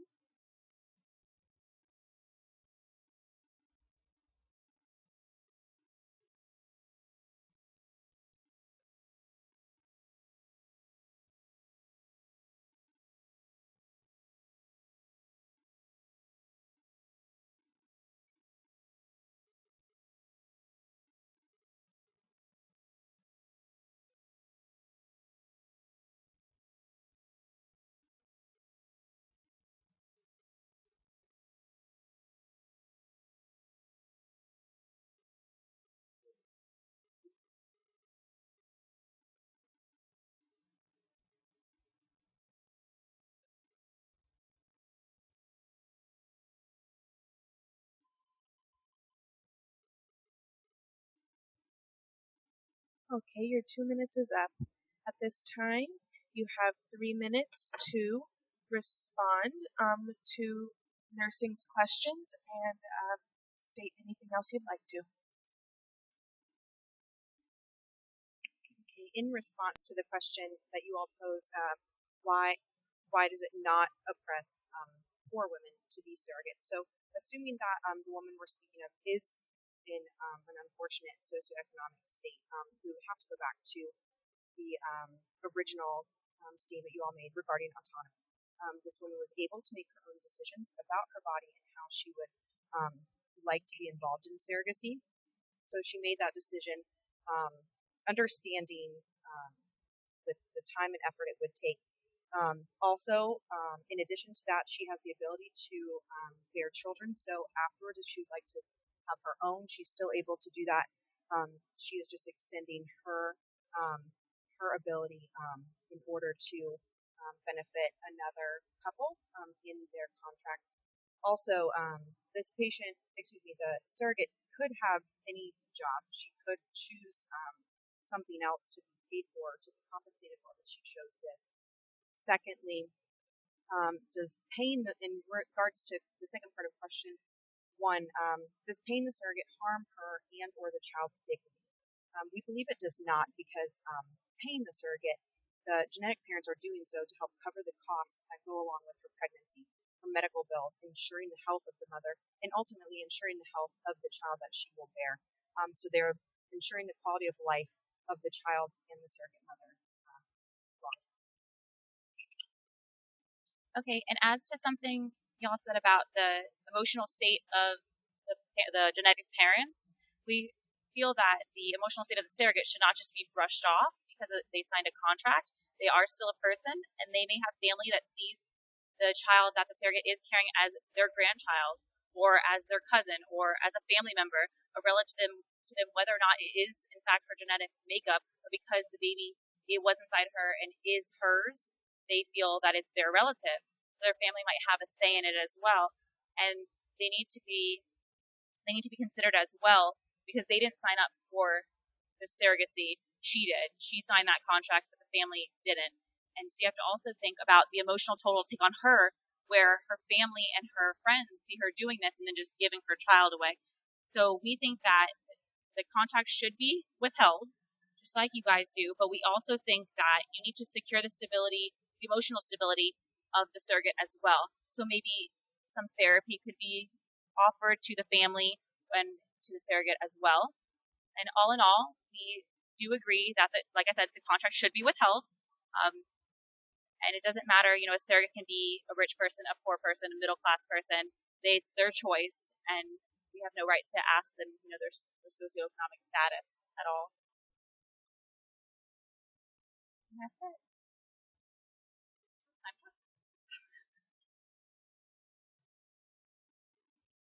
Okay, and at this time, the judges will have 4 minutes to ask questions of both teams. Each judge may only ask one question, and because we only have 4 minutes, let's use our time sparingly.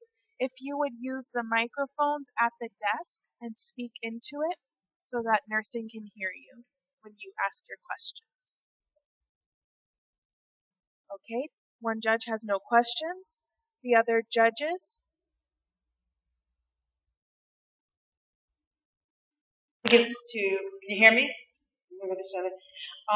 Did anyone ever consider the right to relinquish an infant until after the birth, meaning that does the person really understand their consent, or do they make a valid consent until the baby's done due to the emotional stress of giving up a child?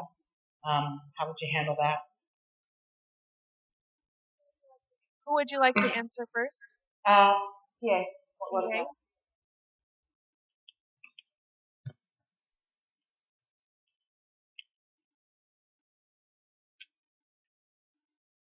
In the prompt, it did say that she went through a competency screening. So we are assuming that in the competency screening, they went through the protocol and everything that would happen along with the surrogacy and having the baby and the emotional state after. I don't think they would just toss her into it and say, this is what you're doing. How it is. I think they would have given her some background on it, and maybe the surrogacy would actually provide some sort of therapy for that.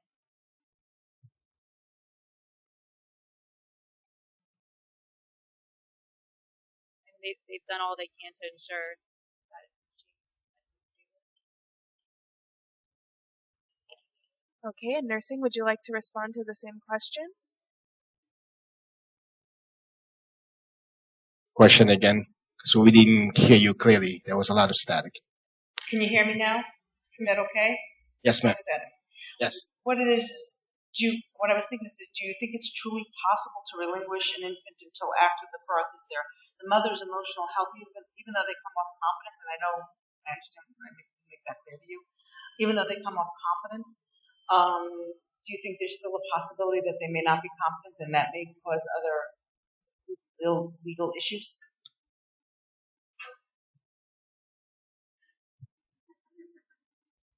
What I'm saying here is that it's very difficult to give up a child after you give birth to it.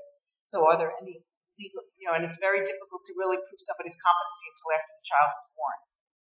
So do you think what I'm trying to get to is, do you think it's truly possible to relinquish an infant after the birth? Are there other issues? Yes.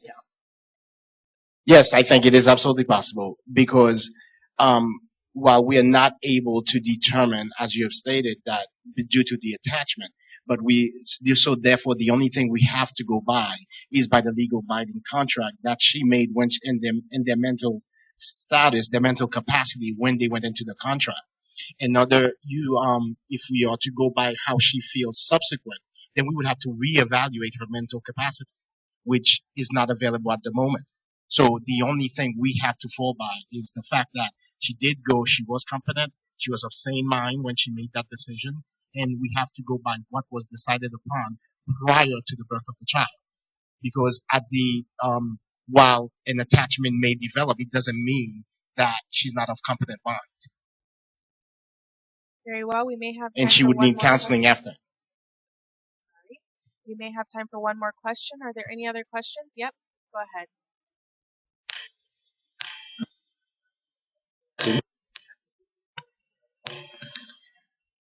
We concentrated on galaxy track.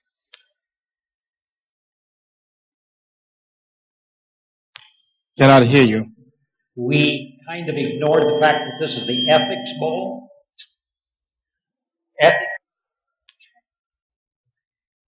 Hello? I'm speaking now from an ethical perspective rather than the legal contract perspective. Ethically, what would be best for this infant? And to both teams.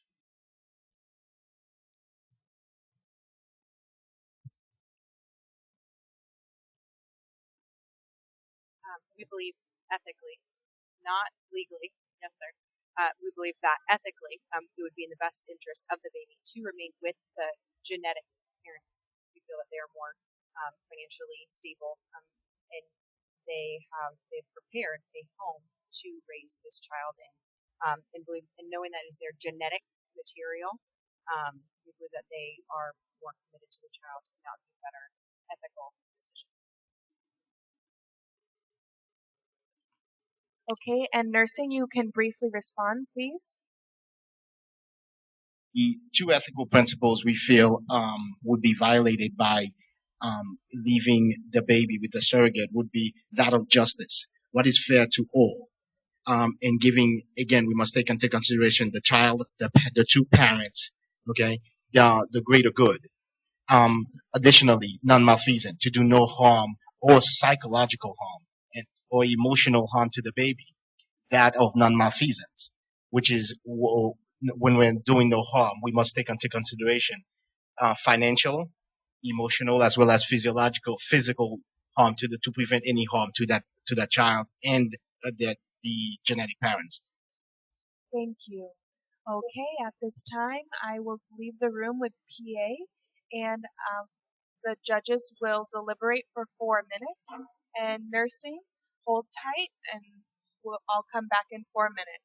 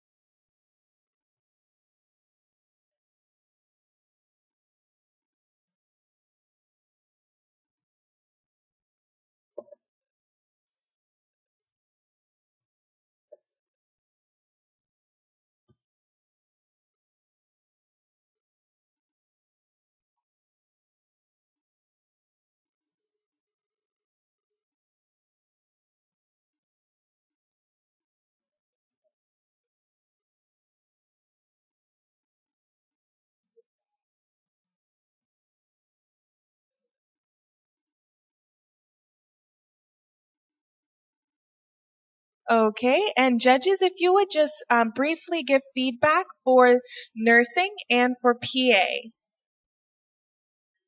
Any feedback you wish to give?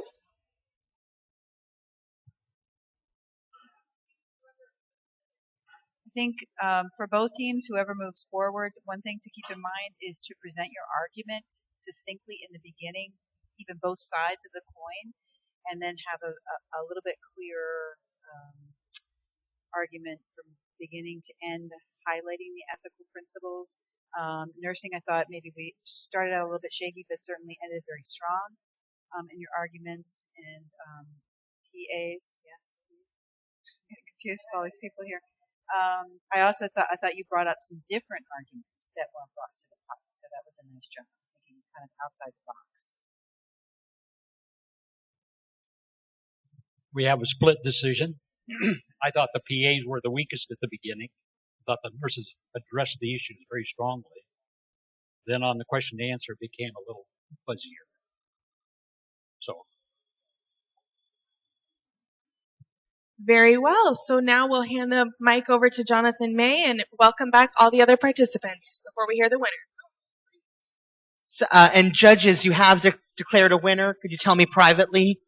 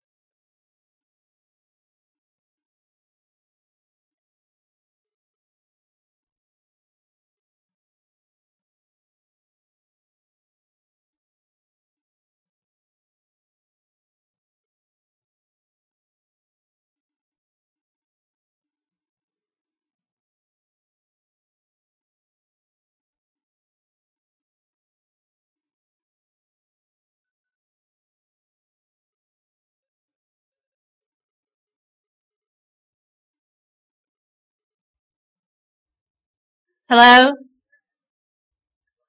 Is there somebody over on the other coast that can tell us the winners?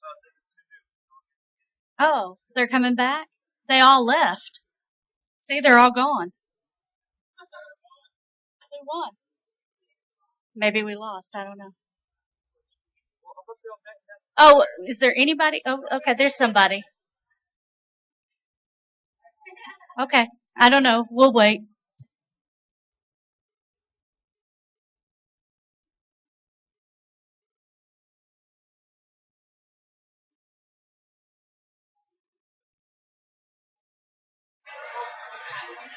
Okay, everybody, can I get a fins up? Fin dance. So why don't we have everyone relax, take a seat.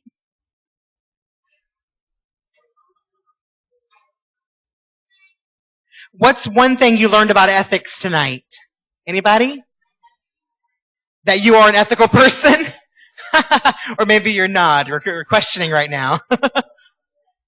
We'll see. Okay, so without further ado, we're going to announce some winners because we want to keep this train moving right along.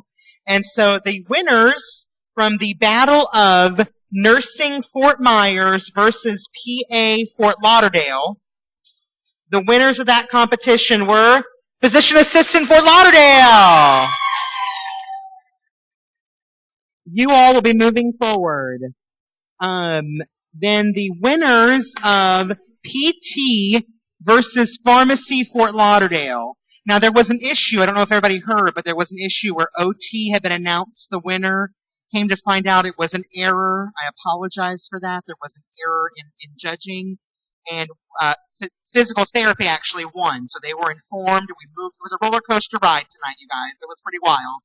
But physical therapy came back. Now in that competition, can you believe it? A phoenix from the ashes. Physical therapists won that competition. Very exciting. To have almost been denied the trophy, and now you're in the running. Wow. And then the final battle of Fort Myers versus Dental, PA Fort Myers versus Dental. The winners of that round were Physician Assistant Fort Myers. Okay. Now, just a moment ago, we drew out of the hat the team that will be given a free pass into the grand finale. So there is one team, as you know, we have an odd number, so one team is given a free pass, and that team are the Physician Assistants of Fort Myers. That was drawn at random. So now the third round battle is going to be PA Fort Lauderdale, come on down. PT Fort Lauderdale, come on down. Oh. The faculty judges for this round are Dr. Rampertap. Are you in the room, Doctor? Oh, excellent. Dr. Speth. Are you in the room, Dr. Speth? Oh, perfect. You're still with us. And Dr. Singh Franco. Dr. Singh, you will be judging this round. So come on to the front, towards the front. Maybe not the total front. Moderator will be Caroline, Fee, and Victor Munoz.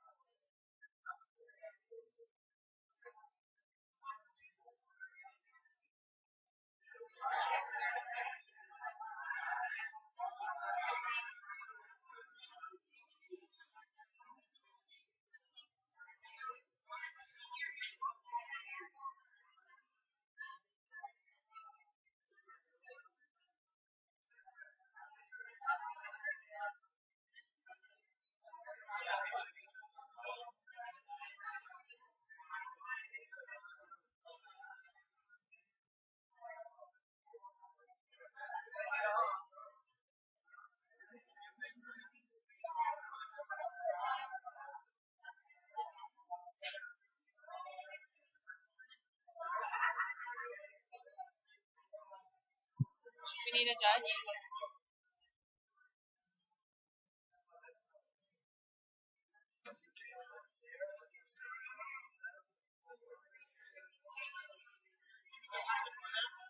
I have it. I'm trying to like.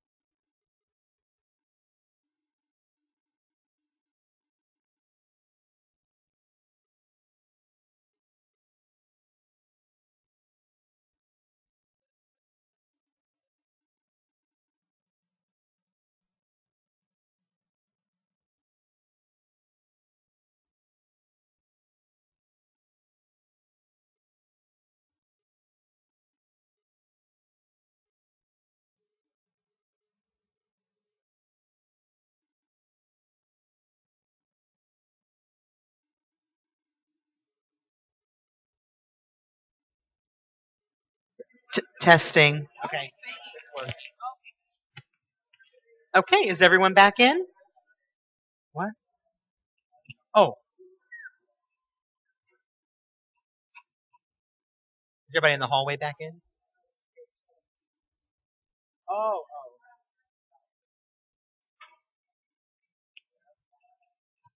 Okay, so Fort Myers, are you guys still with us over there in Fort Myers?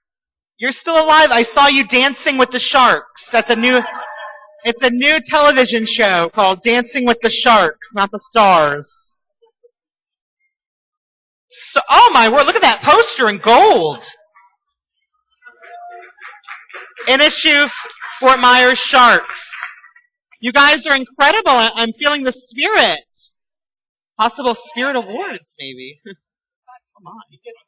So I just want to remind everyone, the winner of tonight's competition will win a party for 30 people at a restaurant. Here in Fort Lauderdale, that restaurant is Quarterdeck. So that's a party for you at Quarterdeck. If it's at one of our regional campuses, we will travel and create a party for you at an exciting place that will happen in your regional campus. Let's invite your judges that gave you the win. That would be a good thing. So we are waiting on just a few more people to come in the room. Oh, we're here. Okay, so we're ready to move forward? Okay, so the winners of this round 3 are the physician assistants. PT, you did a wonderful job. Thank you so much for all that you did. So that means that the grand finale, we've never had this happen before, is going to be PA versus PA, a duel of titans. Could I have the physician assistants of Fort Lauderdale come on down and choose your table, red or blue? Can we? I have a 1-minute restroom emergency. Can we allow for that? Yeah. So in the meantime, while we're waiting on that, where are my Fort Myers physician assistants? You guys have made it all the way to the grand finales, and I will say what an incredible battle you had with Dental. It was interesting because their team was all men, your team one male, but it was a question about female surrogacy, and it was interesting. Those males defending their stances on the female body. That was an interesting conversation. But physician assistant Fort Myers, come on down and take your place at the red table. You've got folks here cheering for you, friends and family. You've got folks across the way, across the state cheering for you tonight. Fort Lauderdale folks are here to support. There's something going on in Fort Myers. It's a wave.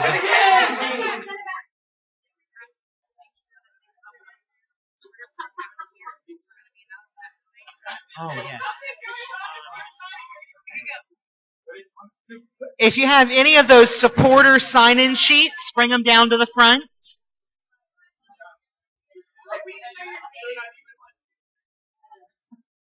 Get up here. Oh, yes, the judges for this round are going to be Dean Terry Morrow, Assistant Dean for Student Affairs and Professor in our Health Science program.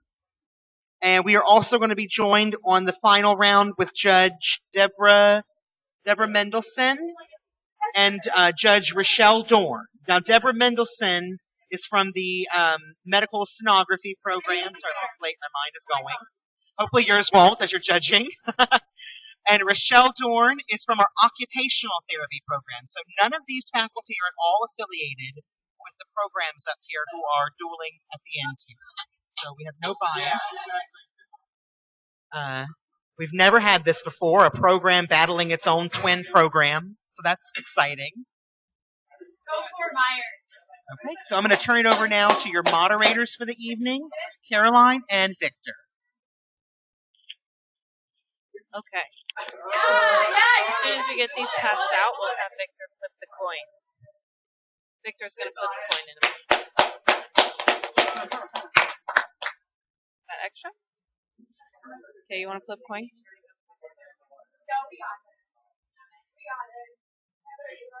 my gosh, I made a picture.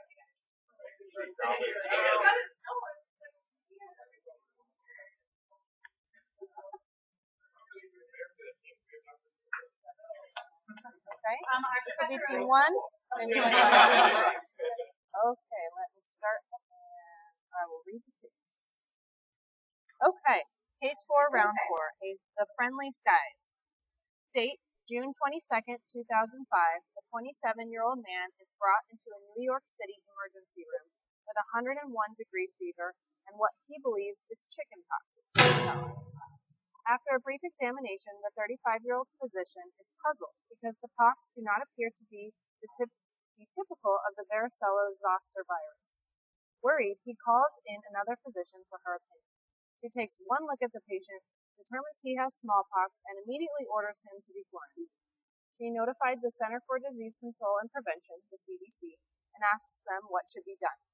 While doing background on the patient, he tells the physicians that he is a flight attendant and that he has flown to Orlando, Florida, Los Angeles, California, Chicago, Illinois, and Seattle, Washington in the past few weeks while working. Though he is given excellent treatment and has been in perfect health a few days earlier, the patient dies 7 hours after admittance to the hospital. The CDC decides that mandatory smallpox vaccines will be administered to all workers in the NYC hospital and to all patients who were in the ER. His coworkers are all given mandatory vaccines as well, as are all people living in his apartment complex. They also ship stored quantities of the vaccine to all of the cities where the man had flown to for work. The vaccines are offered to citizens of these cities. Finally, all people, along with their families who had been on the man's flights in the weeks preceding the appearance of the disease, are forced to receive the vaccine. Note: the flight attendant was most likely given smallpox by a bioterrorist who flew on his plane sometime during the past week/week and a half. The terrorist would have been contagious but would not have shown symptoms. Virtually every person the man came into contact with would have gotten the virus. Questions: is it ethical for the CDC to force people to get the vaccine? An LA woman on the flight is religiously opposed to vaccines. Under California law, she can normally refuse vaccines on religious or personal grounds. However, the government says she must receive the vaccine or face mandatory quarantine. Is it ethical for someone to refuse the vaccine? Citizens begin calling for the mandatory quarantining of people directly exposed to the victim, i.e. those living in his apartment complex, those working in the ER, those who flew on the plane in the prior week. What are the possible ethical concerns here? The smallpox vaccine, like many other vaccines, like the oral polio vaccine, can actually transmit the virus to others. In light of this, is it ethical for the people to get the vaccine? No, they are vaccinating those who may not want to be vaccinated. Today, should healthcare workers be forced to get the smallpox vaccine? What about non-healthcare worker citizens? Okay.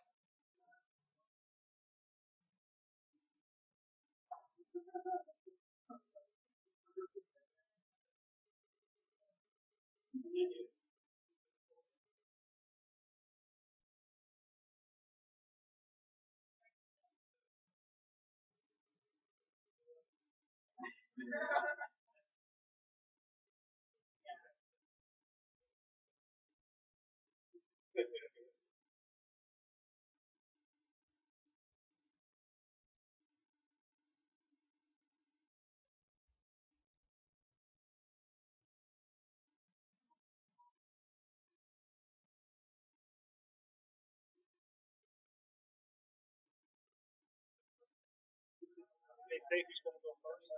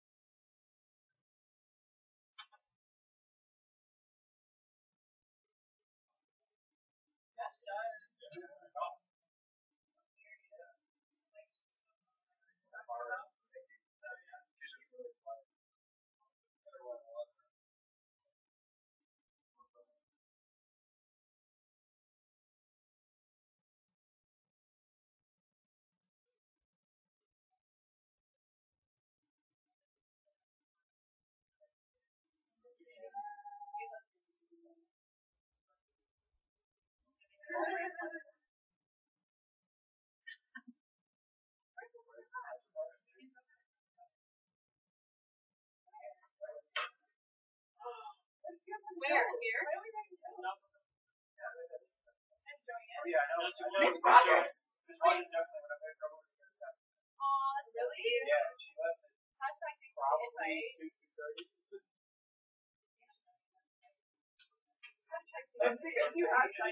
should put a sign up there that says, "Hey, Professor Patch." Who's your mom? Miss Rogers. I just found out what the heck that actually. Did you see my heart? I mean, my heart. Yeah, no, I saw your my heart. All over it. I texted my girlfriend. You don't need to know Faye was sort of up today. Like, oh, like that's Faye. Like that's awesome. Oh, so Faye wasn't showing up. Yeah. Yeah, but still. It's like a. Okay, what?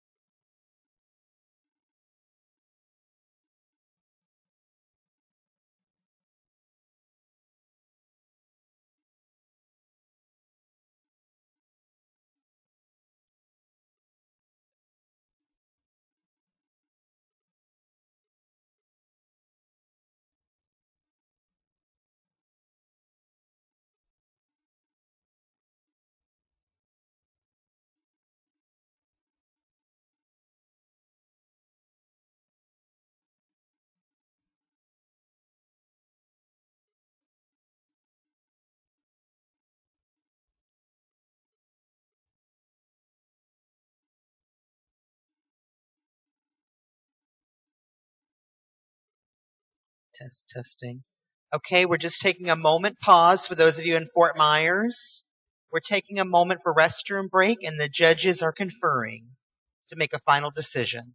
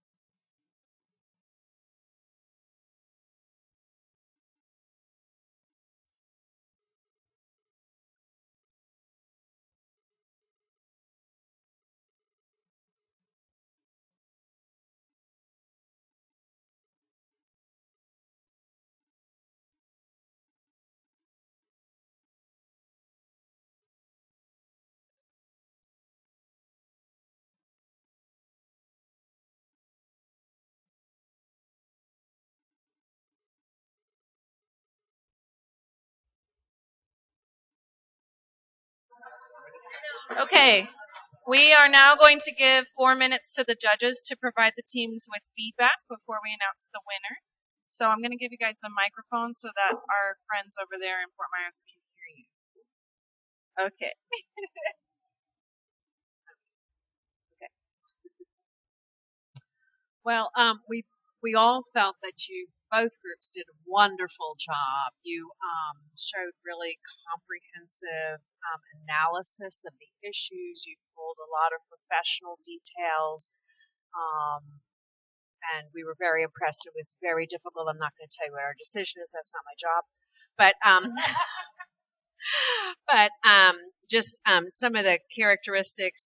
Fort Lauderdale, we believe that you really pulled out about the emotional aspects of possible hysteria with so many people being worried about their exposure and the emotional consequences of being quarantined and the idea that there might be some counseling involved, and we were very impressed with that.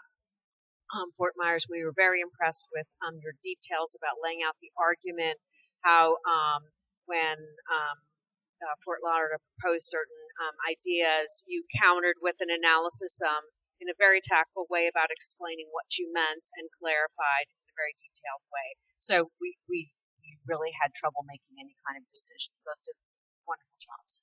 Did you want to add anything? I didn't think go ahead.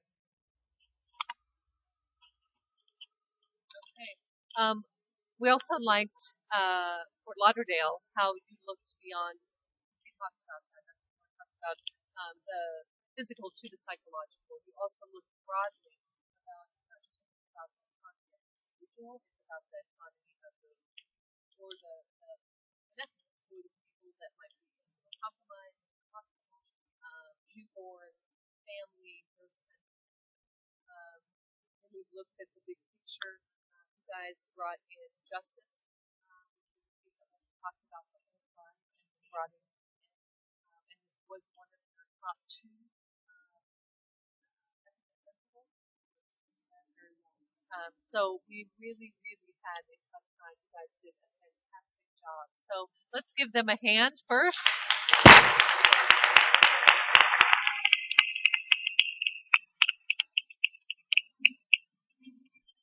Okay, so we're going to make the decision, or we have made the decision in terms of who won, and I have to say it was a point difference between us, so close. Again, congratulations, really, really impressive. The winner, yes, go, of the 10th annual Ethics Ball is, yes, and a party, is PA Fort Myers.